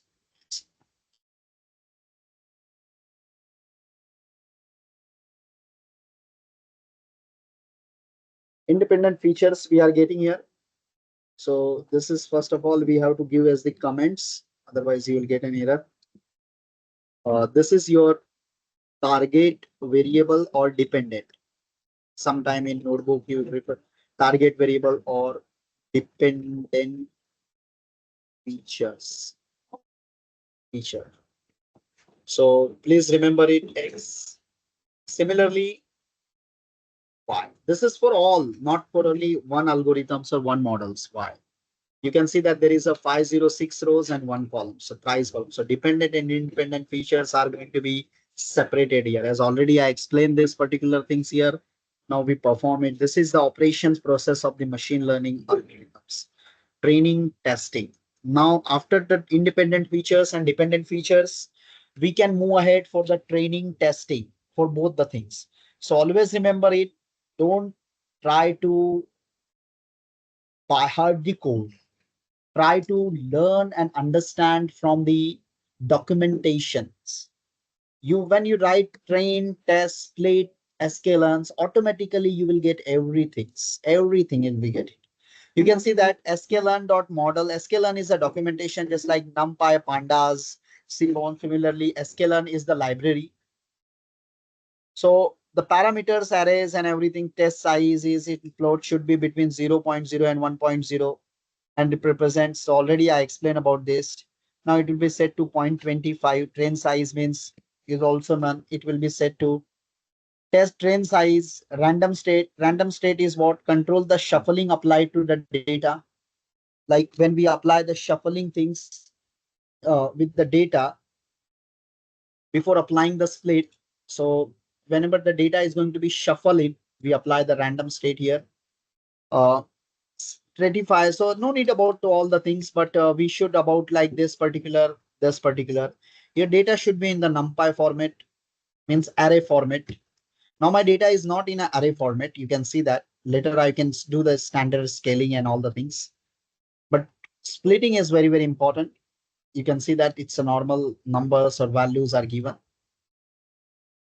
So what I can do it, I can first from sklearn, you can copy and paste it. Don't try to mark up or the by heart the code. Please take a note. Once you perform 2, 3 machine learning models, buildings or model planning, automatically you will get the code, you will learn it. From sklearn.model selections, import, train, test, split.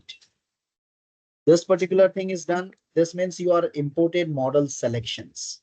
Then you can go ahead with the splitting. So splitting is also given. You have to use the documentations. Please use the documentations without fail. The documentations. How can more than one dependent variables we can use it here? Obviously, if more than one dependent variables, we have to separate the things. First, we have to go for the price, and then we have to go for the other things as well. So obviously, we have to do the separate things for the things. If you can go ahead with the combines, how can you can go ahead with the combined predictions for both the things? Like the price and one more column should be there. So first you can do the performance with the price columns or the price dependent variables, and then you can go ahead with the next. If there is one more columns about any XYZ name of the columns, then you can go and perform the same task with that particular uh, predictions for that particular, considering price column as a constant. You can go ahead and perform it about that as well. So it depends. And even some more advanced algorithms are also there in a deep learnings and all the things where we can perform it directly as well, because deep learning is providing the some more advanced features as compared to the machine learnings. So this is X-train. See, as I already told this, please, those who remember my words, they always remember the process. Independent, dependent is further divided into training, testings. This is totally up to you, but make sure that particular things should be 70-30, training should be 70, testing should be 30. So for example, this is some standardizations. So the X is further divided into X train, X test. Y is further divided into Y train, Y test. Train test split, X, Y, your independent and dependent features. Test size is 0.33, so you can do the modifications according to your, for example, 30. If you can take test size is 0.30 means 30% data go for the testing and 70% data will go for the training. Random state for the shuffling is going to be possible even when we apply the multiple machine learning models for the same data sets.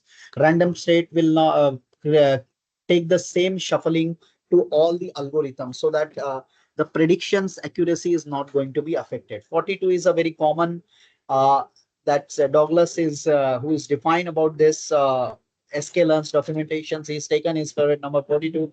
You can select set any numbers to according to your choice, but his number choice was 42. I always taking about 14. This is my choice of the number. So it's not about like 42 means 42 data sets is going to be taken or 14 data sets. It's totally about your choice. You can select any choice of your numbers. So please take a note, or you can select zero as well. So this is not going to be affect as well. Once I run this means your model. Now you can see that X underscore train. You can see that the column same 13 columns, but 352, 354 rows, or I can show you the shape directly instead of this shape. X train, X train shape or X test shape here. You can see that 152. If you combine these things, this is 70%, this is 30%. So 354 plus 152 will be 506, like just like we got about the 506 rows. And obviously 13 columns are there kept as it is. Similarly, Y test, if you can go ahead, Y train, if you can go ahead and shape, check it, you will get 354, comma. That means only one column is there. So whenever there is only one columns are present, the shape will not display that column. So automatically it will consider as the one column. So 354 rows are there. Similarly, Y test shape, if you can go ahead about this particular as the test shape. So you will again say that 152. The 354, 152, you will get as a 506. Why I'm taking X and Y? X is a capital, Y is a small, because in a documentation of scikit-learns, everything is given according to the representation. So I just follow. If you want to follow represent by MN or any other alphabets, you can do it. But in documentation, it's always updated, added a version or sometimes. So it will always representing with the capital X and small y. So if you remember there's a capital X and small y, you will never have to understand whenever the update will come. So that's why I always prefer the documentations and I always perform with the documentation. So this is done it here. Till here, everything is done it. Now I'm going to apply the machine learning model. Which machine learning models I'm going to apply here? My machine learning is, and this process is known, always remember it is known as the feature extraction. Please take a feature extraction. Please take a note of this process. This process we always called as the feature extraction. Now next process I'm moving towards about the standard scaler. That's already I written about one thing.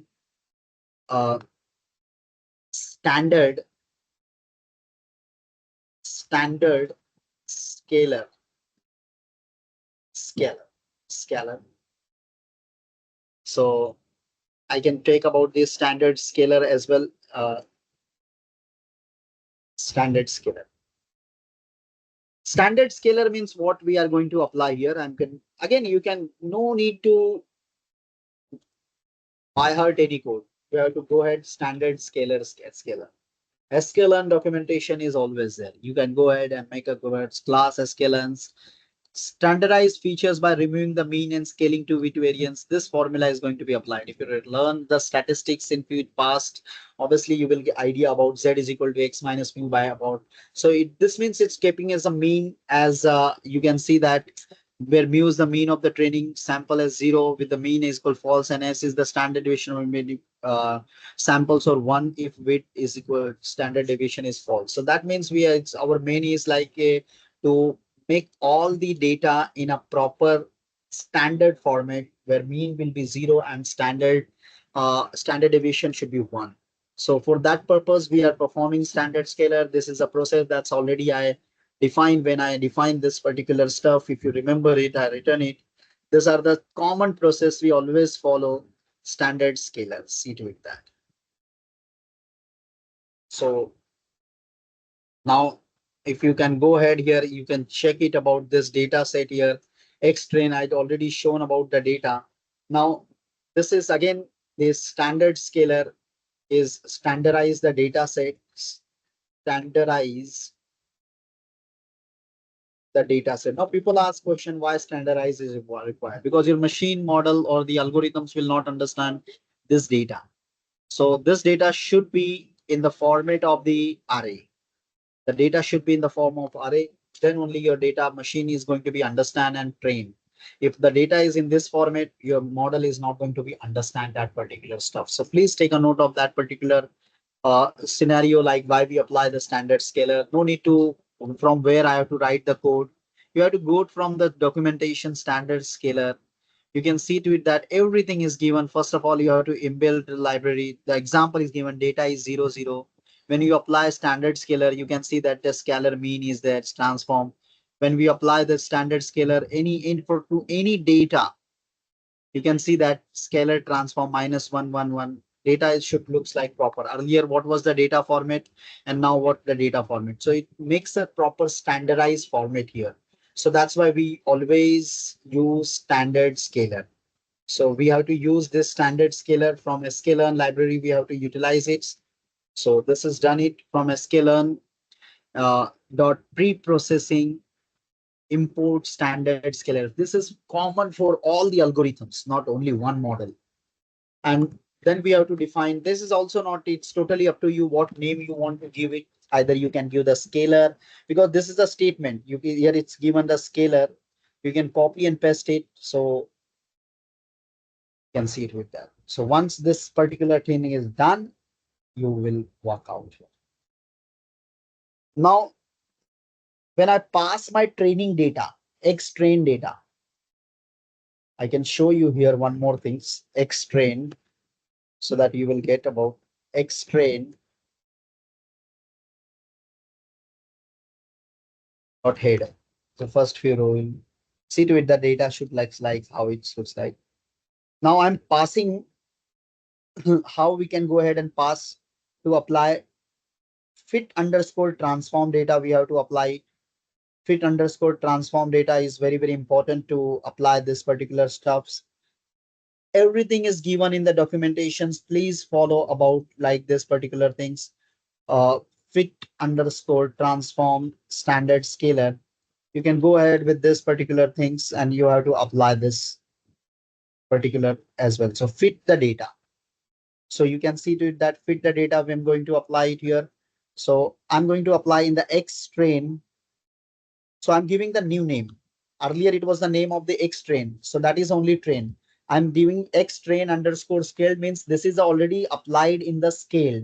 So fit underscore transform and that testing is also going to be applied. Now see to it that. Now if I will go ahead with this, because which data I pass? My X train data. My X train data will looks like what? You can see that X train data. When I apply here about X train scaled dot head, you can see that how my data looks like. So I will get an error because it's a numpy array. My data is converted into the numpy. When I will just apply this, how my data looks like. Now see the data is totally converted into the proper array format so that your model can absorb it. If you remove it about this, you can see that how the earlier the data looks like. The data looks like this. And when I pass from the standard scalar, this my train data, how my data looks like here. You can just see to it that. So this data my machine will understand properly because it's a proper format. You can see that all the features are the proper format here. And my model is capable. If you can go ahead and check about the X test as well, you can go ahead and check it X test scaled as well. I just given the new name. If you want to give the same, you can see that the data, how it looks like. So it looks like the same kind of a data here.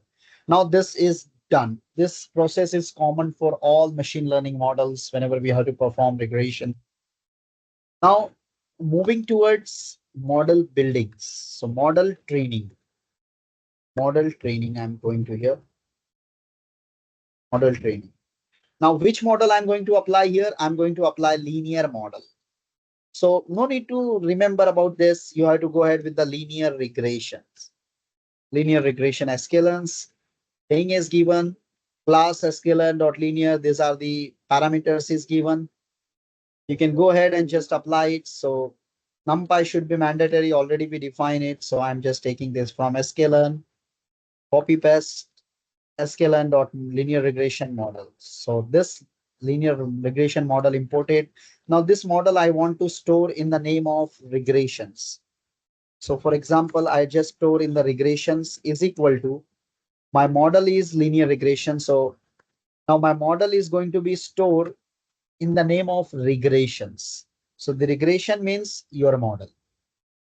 Now I'm going to apply my model here. This is a process regression dot fit.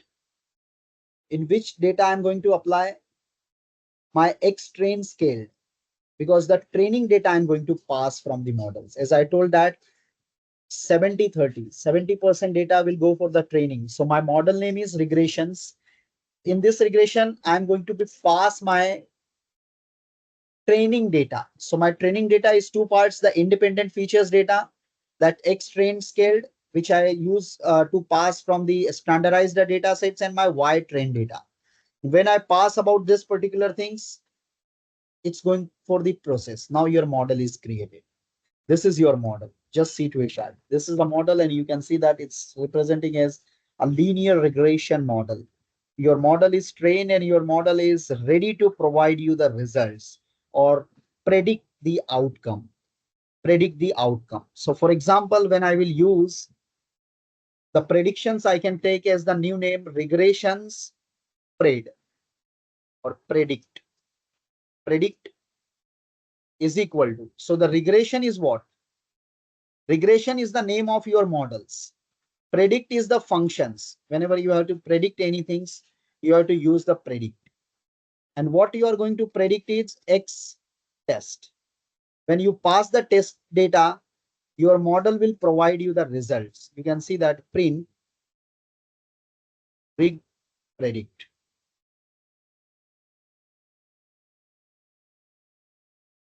Predict.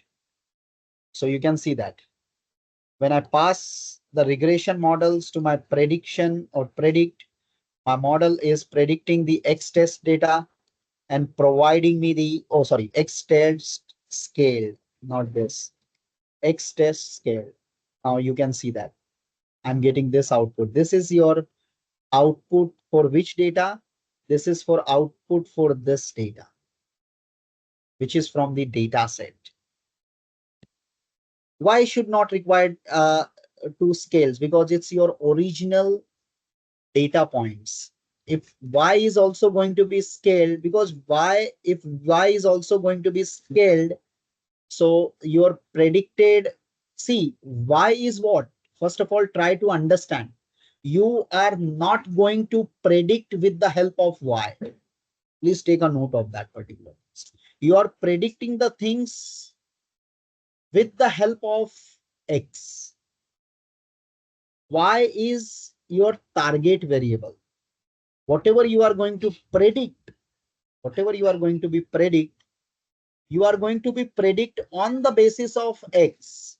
So y will never go dependent variable, or the target variable will never go for the standard scalar. Because if that will go to the standard scalar, how you can understand like what is your outcome is proper or not? So that's why y dependent variable will never go for, because you are predicting your outcomes or your predictions, your target variable, it depend on the independent features or independent variables. So your independent variables will go for the scaling, not a dependent variables. Please take a note of that particular stuffs. So this is the outcomes we are getting for the test scale data. So this is about your model is buildings, but let's people are confused like what exactly I'm getting or not, what exactly I'm getting or not, or it is a true or not, wrong, what exactly. This is the predictions. Then there is a come about one things, that's the checking score or the predictions percentage as well, score. Also validations. This is also important, validations. So how to validate here? No need to about learn about the remembering about the code and everything. So everything is present from the sklearn. Sklearn is the Bible of machine learning models, machine learning algorithms. So from you have to calculate about the two, three things: mean absolute error, mean absolute squared error, and everything. So for example, first I'm going to mean absolute error. I'm going to calculate it. How I can import it. Mean absolute error is what actually? Actual value and a prediction value.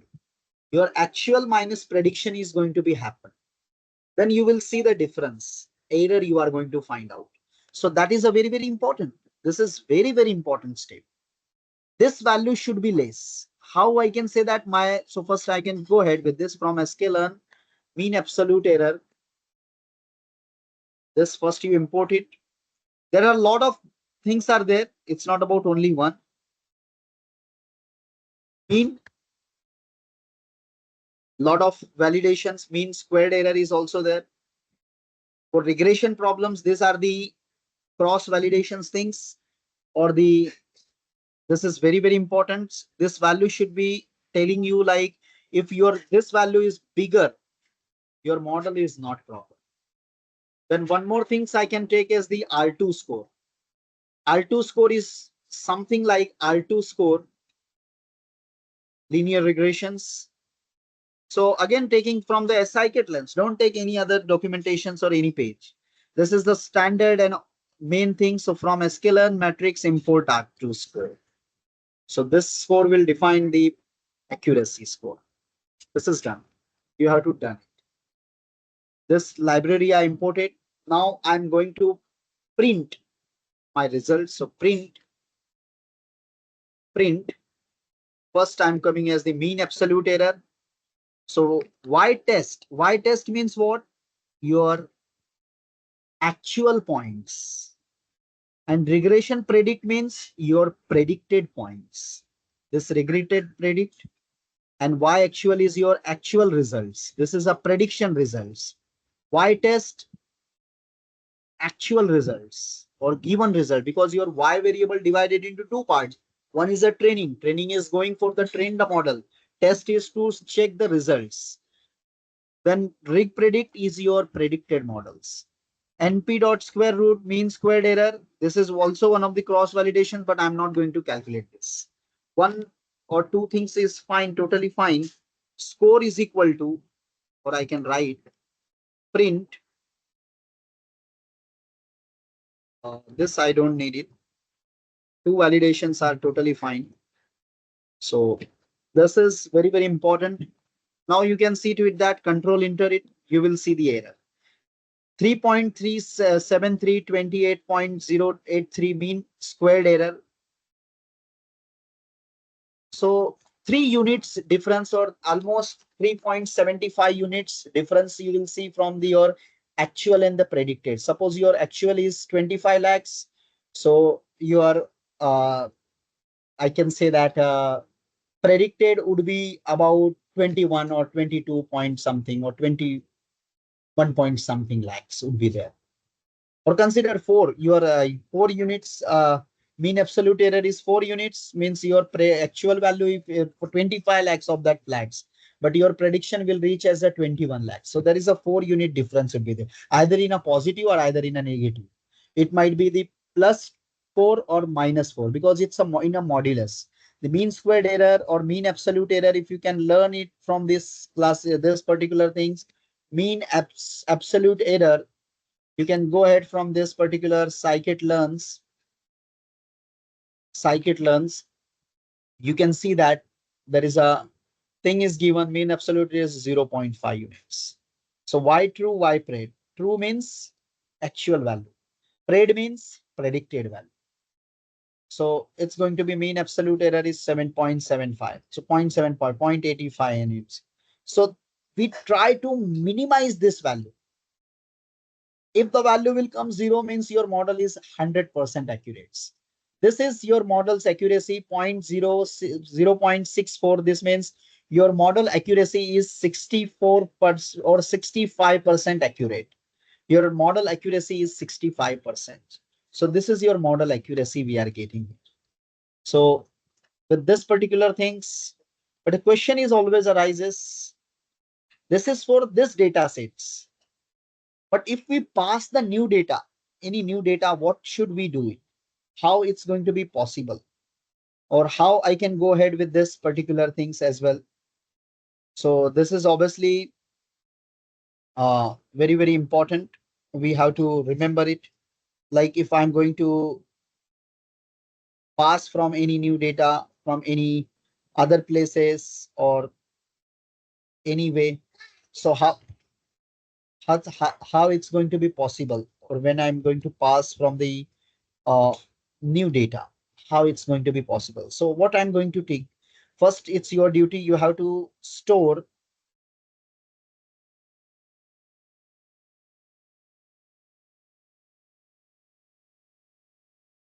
Will the accuracy be same with differently randomized data? Randomized data means I'm not getting what do you mean by the randomized data?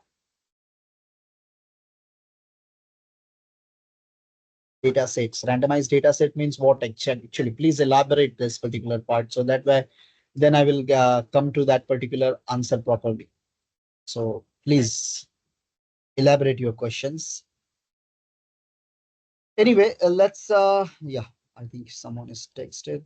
Is your data set you had no, randomize is 42 means what actually? It's about like when you have a data, please take a note of random state means what actually? It's about like it's about a random state. Means it's not taking the randomizing your data sets or number 14, 42, 80, 100, 1000, 2000, 50,000, whatever value you take. It's about your choice of numbers you are taking. If there is a no value of that numbers, please take a note of. That's already I explain it. It's about randomizations when the training and testing is going to be happen. Random state is there when we apply multiple machine learning algorithms, so that model is not going to be affected. So that's why we use the random states. The number is about your choice. The person who defined this particular algorithms, who given the 42 his choice number, he even told that it's your choice. Like you can give the 2, 7, 14, 15, any numbers. It's totally up to your choice. It's not about the randomizing the any data sets or anything. So please take a note of. I not defined a randomize as 42. Random state means we are taking about these when we apply the model, multiple models on the same data sets, the model is not going to be affected or problems created. So that's why randomly it's going to be for the, I can say that for the training testing, it's going to be happen.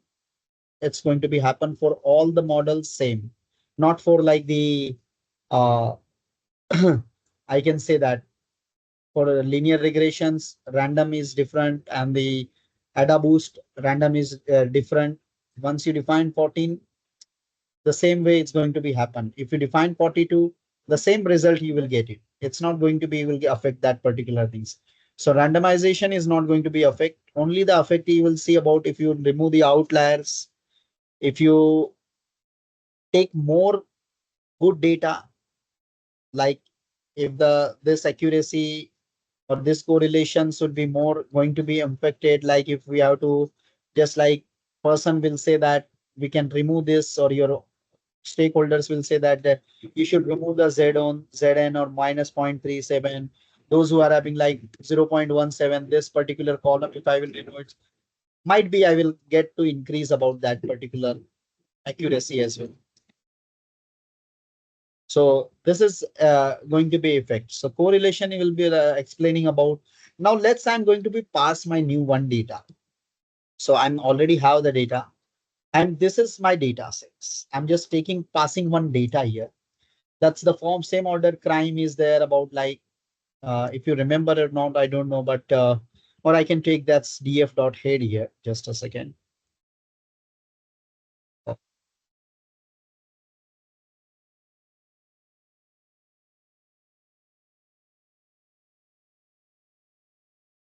Df dot head.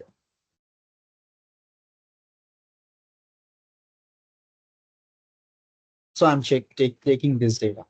Now I'm taking passing the same data here, 0.0632, and checking whether what value I will get it here. This is just I pass it 18.5. 0.0.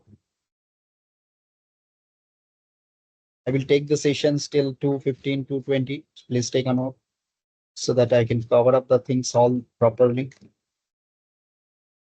Last week I was not PES because of the health 0.0. So I can take this is 0.0, 0.538.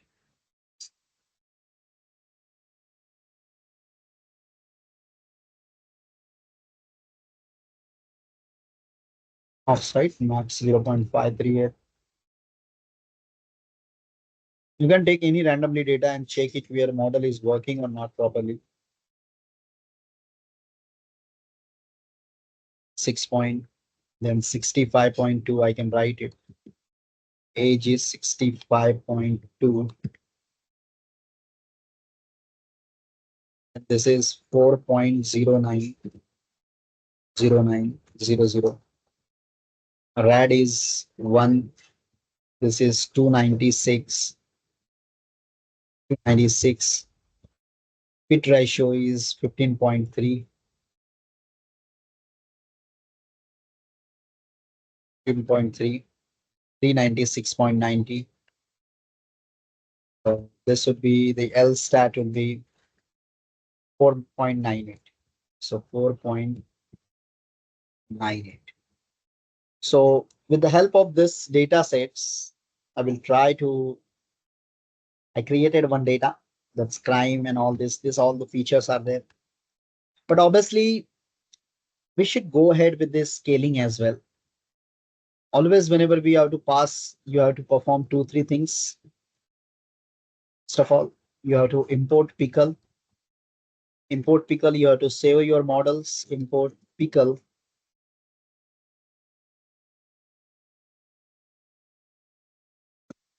Pickle is the commands we can pickle to scaling the things. So both the things I'm going to store here. So pickle dot dump. See, I'm going to store my regression. My model name is regressions. I'm going to store dot in the form of the pickle. So for example, I'm my regression. My model name is my regressions. That's going to be stored WB. So it's going to be used at any particular place. So pickle dot dump dump the regressions. Sorry, regressions not pickle dot that's scalar. I can take it. Scalar open scaling dot pickle because I have to scaling is also going to be stored whatever the scaling is there. So whenever the new data will pass, we have to first scale it. Testing data will go for first scaling, and then we can go ahead about this particular stuff. So this two files I'm going to store it. So you can see to it that automatically this model and this scaling is going to be set. My regression is my name of the model and scaling is the name of the scaling part. Like whenever I have to use this kind of a data or any data sets, first I have to pass the data from the scaling because if the data is not scaled, 100% you will get a problem. So what I'm going to do, this is I created one, if you, those who are aware, it's a dictionary. So the dictionary I created it. Now I'm going to use about to, first of all, creating a data frame. So new data is equal to pd dot data frame. So new data is equal to df. I'm giving the name pd dot data frame. Now you can see that this is your new data. If you can go ahead with the new data, df, it looks like the same, just like we have. You can see that the same data sets. You can see that the same already the same data set is be taken from here. You can take even just customize the things. So you will get the multiple data as well. But just showing you about when I pass this data to my model, whether my model is capable to perform this operation or not. So that's I want to check with this particular things. So let's the scale data. First, this data should go through with the scale. So my data should go ahead and perform the task. So for example, scaled is equal to scalar dot transform. Earlier, I just save it. If you utilize for future, you can use that file name as well. Like scaling, you have to import it. I can also show you first. For example, remove this particular things. For example, I need, suppose my model is not there. I'm going to utilize for the new data sets here. For example, new notebook here, kept as it is same. About, for example, if I need to import my data, so you can use the import job lib. Pickle is also there. So import job lib, job lib. Job lib is also the library where we can use to for importing the models or the scaling or .pkl file. So I can give the name of scalar one is equal to or scale one job lead dot load scaling. Now, when I will apply this scaling dot pkl is going to be loaded here. So this file is going to be loaded here. You can see that. Now I'm going to pass this data from this scaling. You can see that. So I can write, give the name as scaled is equal to scale one dot transform new data. You can see it with that new data. If you can check it scaled,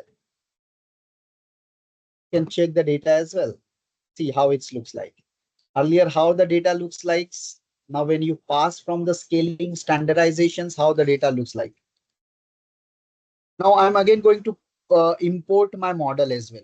So, for example, new prediction, I give the name new predictions for model. I'm going to import. First, I'm going to load my model. Okay. So, job lib, I can use load. My model name is what? Regressions. My regressions.pkl. So it's going to be loaded here. You can see that. Now my model is loaded and its name is new predictions for model. Now when scale data is going to be passed from this model, I will get the predictions just like here the value is 24. Might be I will get some data. So we have to check it what predictions I will get when I pass the data here. So the predict, I can come here and check it. Predict is equal to new predictions for the model. My model name is now changed. New predictions for model dot predict is the function and scaled is your this data. When I pass it, print predict. I can use the predict here.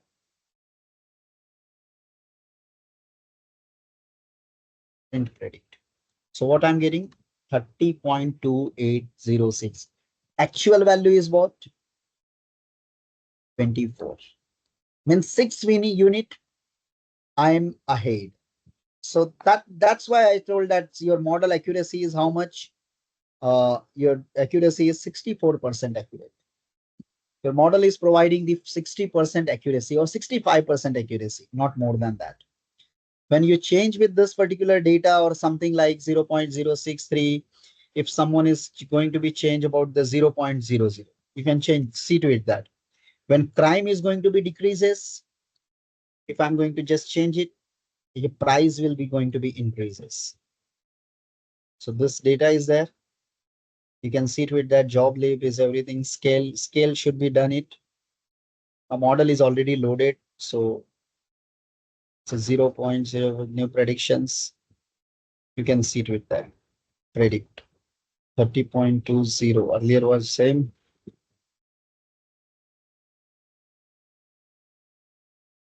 To effect we are seen because only one thing is we are going to be seen to it here. We have to increase the crime rate here. For example, 0.1 if I will increase it. So what will be my predictions here? Import because it's fine. 0.1 if it is there, that's not necessary. 0.1 it's a big value. You can see to it that. So data is scaled as well. Scaled. Now this particular things 30.269. It's going to be effective or not. We have to change some more data here. For example, instead of 296, If I will write about the 496, this is 2, this is 20, this is 2. New data DF. This is your new data. You can check with any data. This is totally fine. You can check it.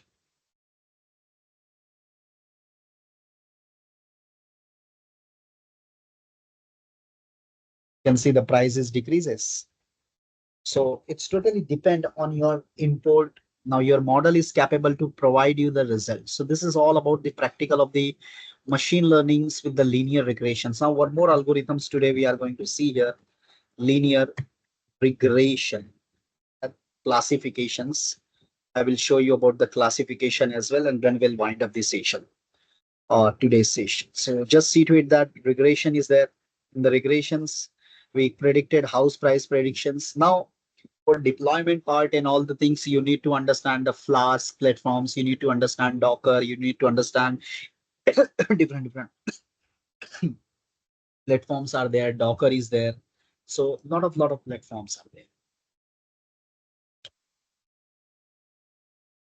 Deployment is important, but we also see that how our model working with the new data sets.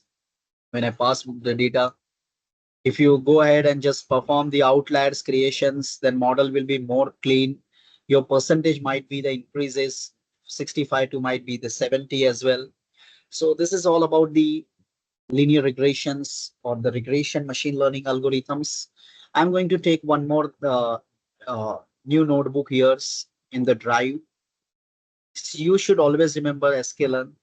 Sklearn is the only solutions when you learn about these all the things.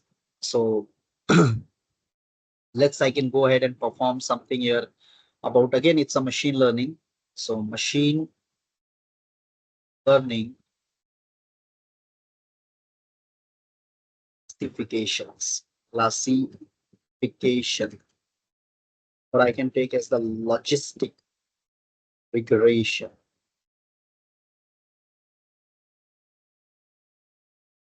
Also, I can share the notebook right now. So you can just anyone with the link. First, I can paste in a chat.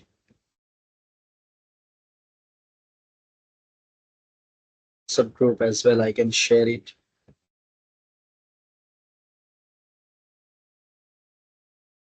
So on WhatsApp group, please refer it on WhatsApp as well. So I just shared it. I will take the new data sets here.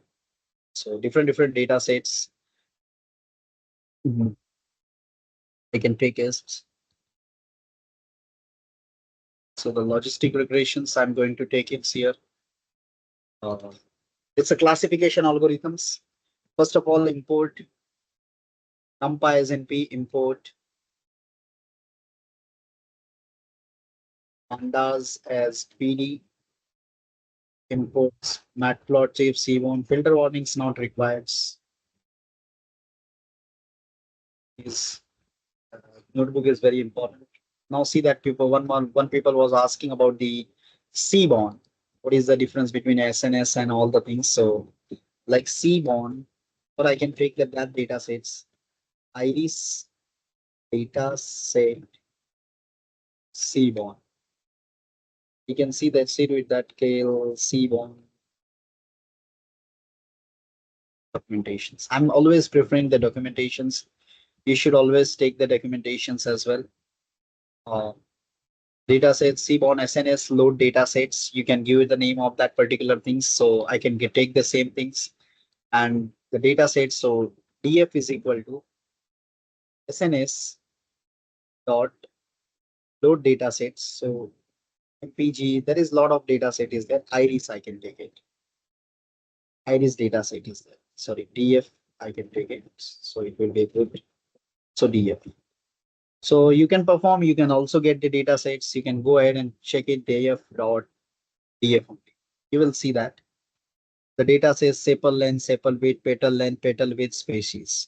Now you can see that comparing with this particular stuffs, I need to predict whether my what I can say that my prediction would be the Setosa, Vajinica, or there might be a different classifications would be there, different categories would be there.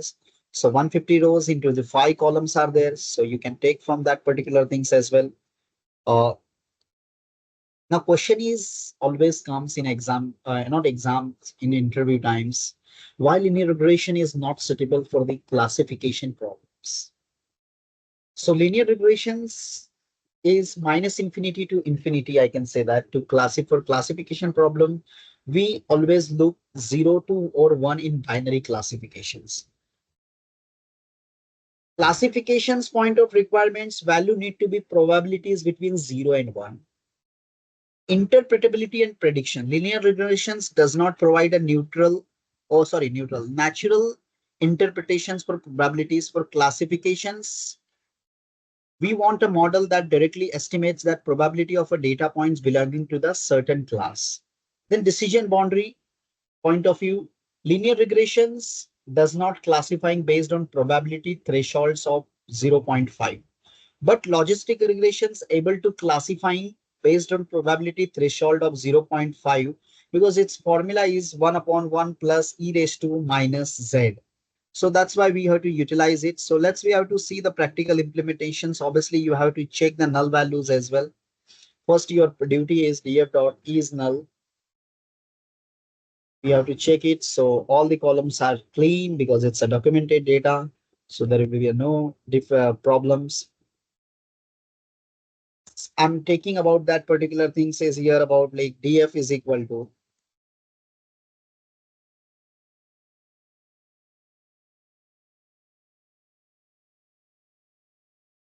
df is equal to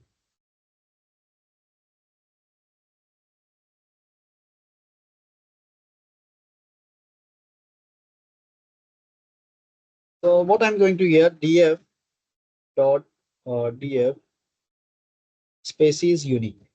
I'm going to calculate. So I'm getting Setosa versicolor virginica. So what I'm going to do here about this particular because your traditional machine learning algorithms will only look for the two class only. You should go ahead with the deep learnings. When we have more than two classes, we always follow the deep learning algorithms who are capable to provide you the results for the more than two. If classes are available, so if the categories are available, so we always look for the deep learning algorithms or the some standard algorithms. I can say that. So df species dot uniques. Now moving towards about how I can remove this one.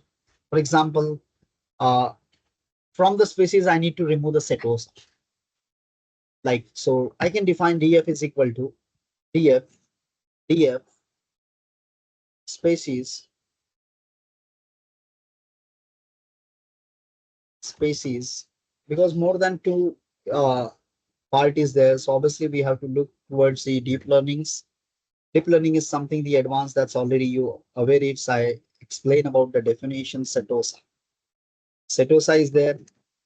So you can see the data. What I do is species. So I can copy this. Some spelling mistake might be happen.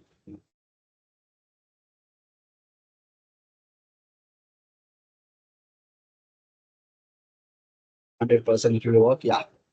Now if you can go ahead about this particular things, df species dot the two things in versicolor and vaginica is there. Setosa is out, completely out here, completely out from this particular things. So because it's a classifications about this particular things.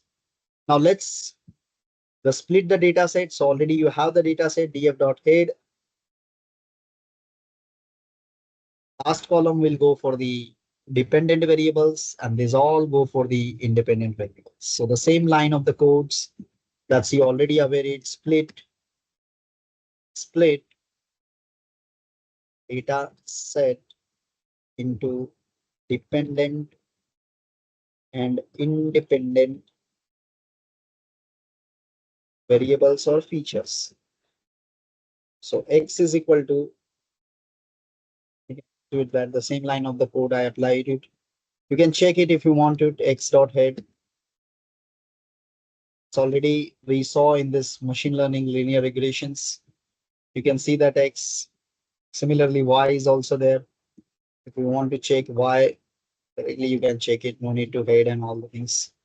See to it that it's a spaces columns, one columns, 100 rows into one columns is there.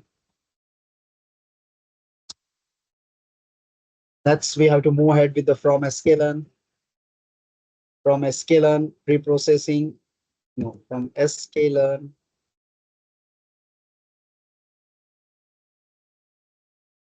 learn or you can go ahead with the take from these model selections, train test splits. That's already you can take random state, any numbers, whatever you need. For example, I need here for 75. Taking 75, that's no issue. So I'm taking your test size is up to a 0.2, so I can just increase the test size as well here, 0.25. 0.25 means 75% data will go for 24. Go for test train. Everything will be same, just like the same practical implementation. You have to apply it. Please remember it. The same is there. Now I'm going to apply my algorithms here.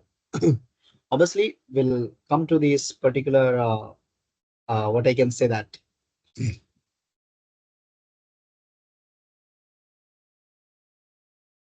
can talk about this particular. We'll check it about.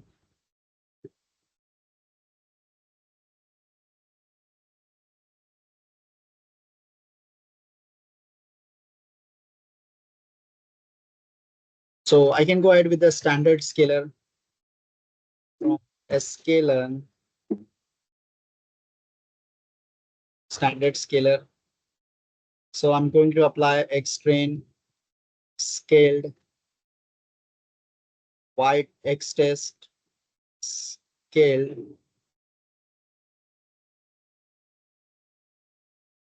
So this will be to go ahead and just perform it. This is important step.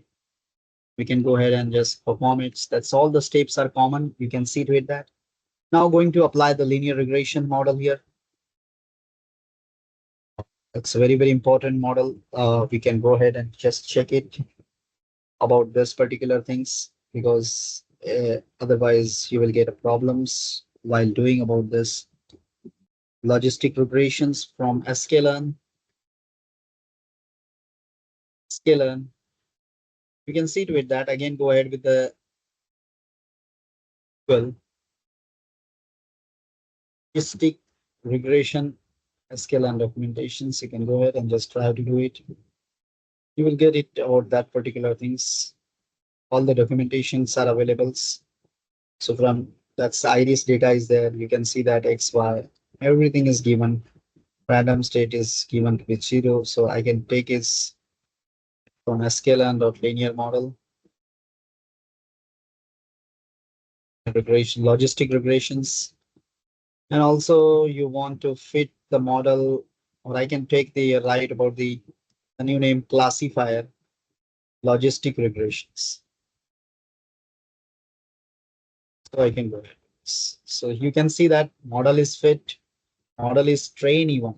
My model name is a classifier. Classifier is the name of my model.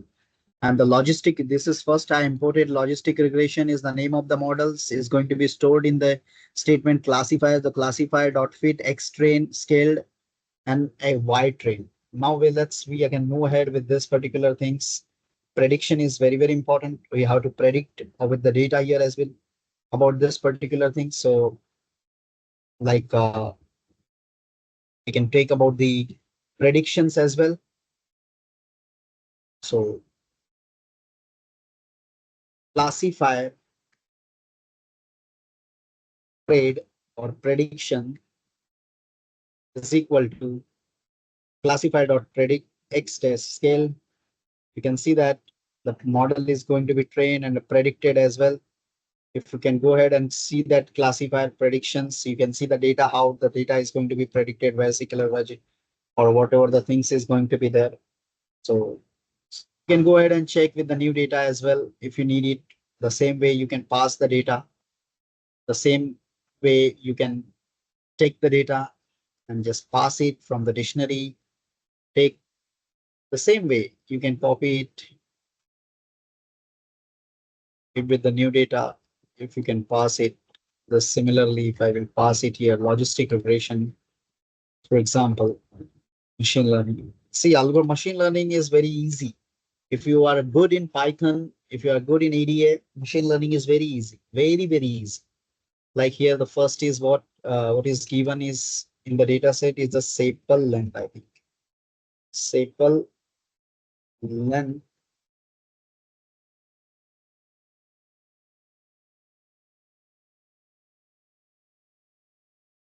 Can take its second one is, I think, I can copy it basically. Sepal length, sepal width. You can take any way and perform the task. Sepal width.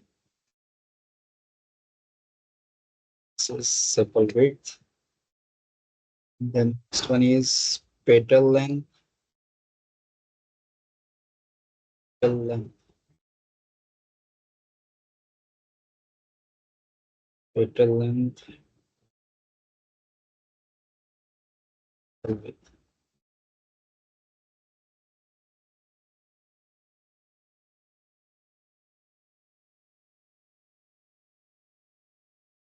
Take some value here, 1.00, 0.55,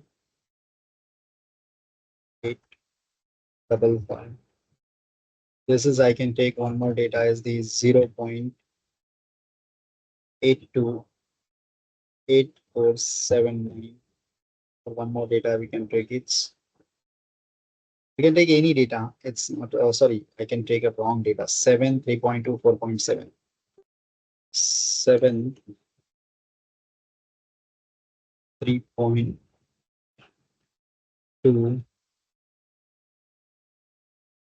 point 7, 1.4, 7.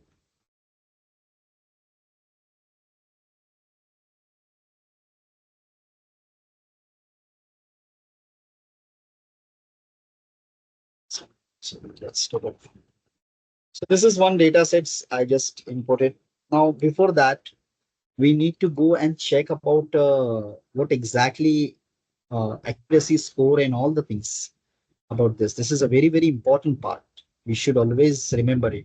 So there is, again, you can go ahead from the, see why I'm always using the SKLM documentation so that you get the idea from where we can take this particular informations. So like from sklearn or a sklearn matrix. In regression problem, mean absolute error, R2 score are the common things. In sklearn matrix, logistic or the classification problem, accuracy score and the classification reports are important. So sklearn matrix is there. So you can go ahead, you can see to it that everything is given. You can see to it that all the documentation is given when you are working properly. So you can see that beta score, all the things is there, but I'm just going to take from sklearn, or I can write it. Sklearn, whatever. Confusion matrix, everything is given. Now, if I will go ahead and check it about the print matrix, print classification report, print accuracy scores. So this all the things will come here. So this is a confusion matrix. This is a classification reports, and this is your predictions score as well. Obviously, precision recall, precision score, F1 score, recall, supports are very, very important for the this value. Virginica 1.0, versicolors. These are the two classes are there. So 0.87 about this particular support is 13, accuracy 0.93, and obviously you will get in average as a 0.9166 as well. So this is very, very important as we have to validate it, how much accurate is our predictions. Now this is my data, sir. This is obviously a new data. So I can use its new df is equal to pd.data frame with the data frame is here. You can check it as well. So ned df, by mistakenly I given this ned df name. So you can see this. If I'm going to pass this value, I need to predict what will be my species or what will be my output. So obviously you use it. So first you have to use it scale data. Scale data. So I'm going to be pass. SC is my, you can see to it that I just given SC as the name. If you want to give the scalar, you can give the scalar, standard scalar. So when I pass it, you can see that my scale data is there. Now is what petal length. Names in petal, you now missing. What I miss? Okay, so petal length.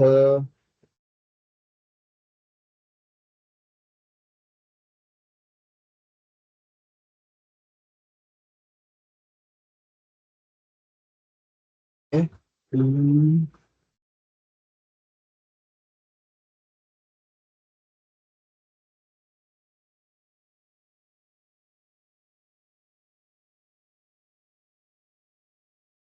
so sometime we will get an error.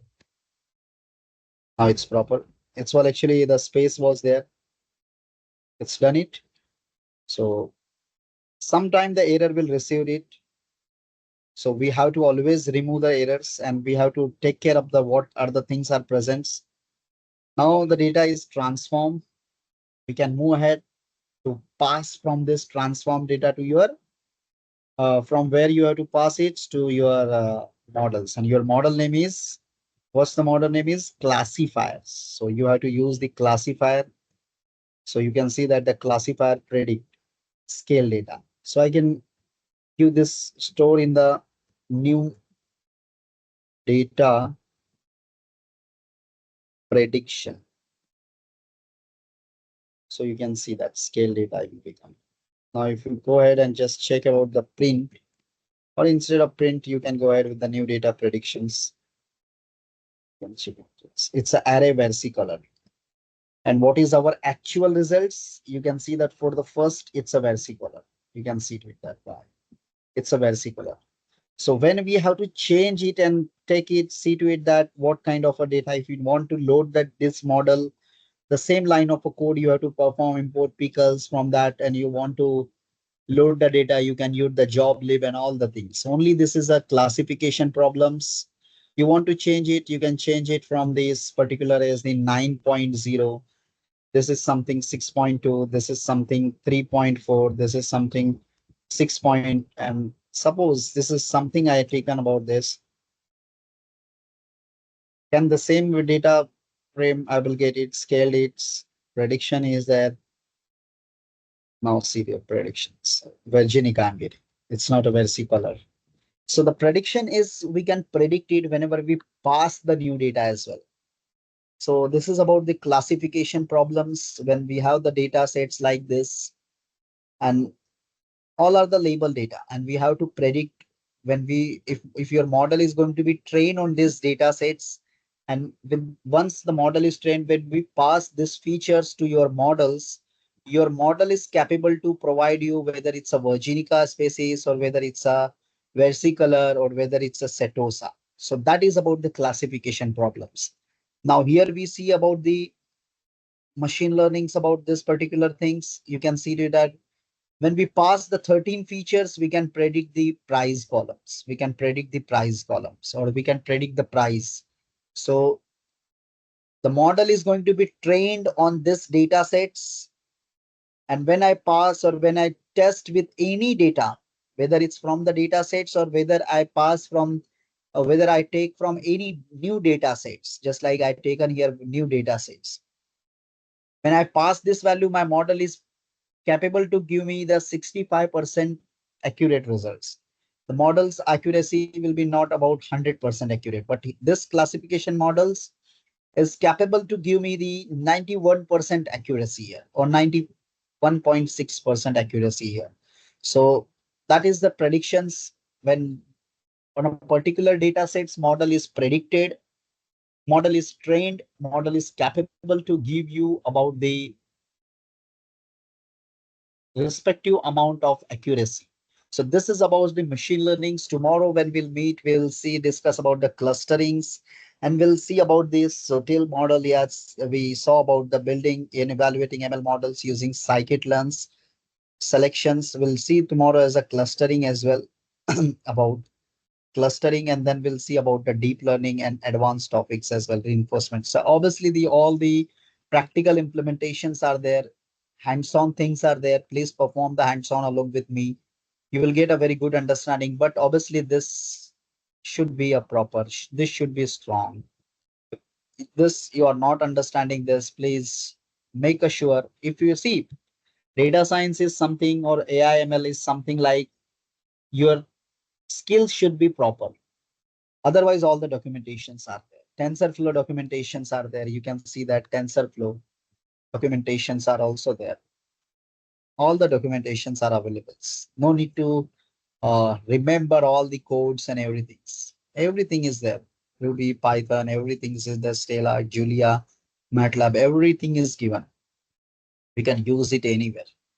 This Keras is there. You can say lot of things are there. You can use the Hugging Face is there. Hugging Face documentation is there. A lot of this is part of the natural language processing. So everything is available. Only just need to understand.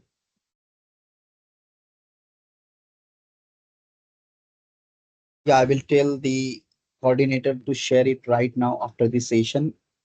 See, I taken, yeah, last week I was a little bit not well.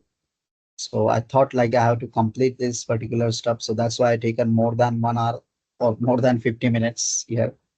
So tomorrow also the session will be big. So please keep it food and everything's along with us. And we continue. Is Keras a mod? No, no. It's see now Keras and TensorFlow both are combined now. So obviously both are dependent on each other's. When we have to deal with the neural networks or the neurons, obviously TensorFlow and the Keras both are important. Uh, TensorFlow now taking care of the Keras. So yes, I can say that. Okay, I will share it. Yes, obviously, once tomorrow will be done the sessions on Monday onwards, I will share a lot of PDF and all the things. Once the session will over, I will share a lot of things. You can read it by your own as well. You will see a lot of notes, lots of materials as well from mine in your WhatsApp groups once the session is completed. Anything anyone want to say more? I try to take the hands-on instead of the PPT or anything, because if I will take a PPT, you will only get the idea about this is the slide, this is the slide. But the hands-on actually, what are the things we are getting? See to it that when I pass the new data, my model is trained. Once my model is trained on the above data sets, my model is capable to take and give the decisions. So this is the machine learnings, whether it's a regressions, whether it's a classifications. Similarly, tomorrow, first half, first we see clustering, reinforcement, and then we'll move ahead with the deep learnings. Two, three things, and we'll wind up this session. So hope you people understand it. I know that you are from different backgrounds. This is a new, so you should always go through with the course. I suggest that you people, whenever the workshop from the IDUMI or anyone is going to be organizing, you should go through with the, you have to, if your Python is not strong, you should first enroll the Python workshops, 4 days, 6 days Python workshops. Once Python is strong, then you can move ahead with the ML workshops.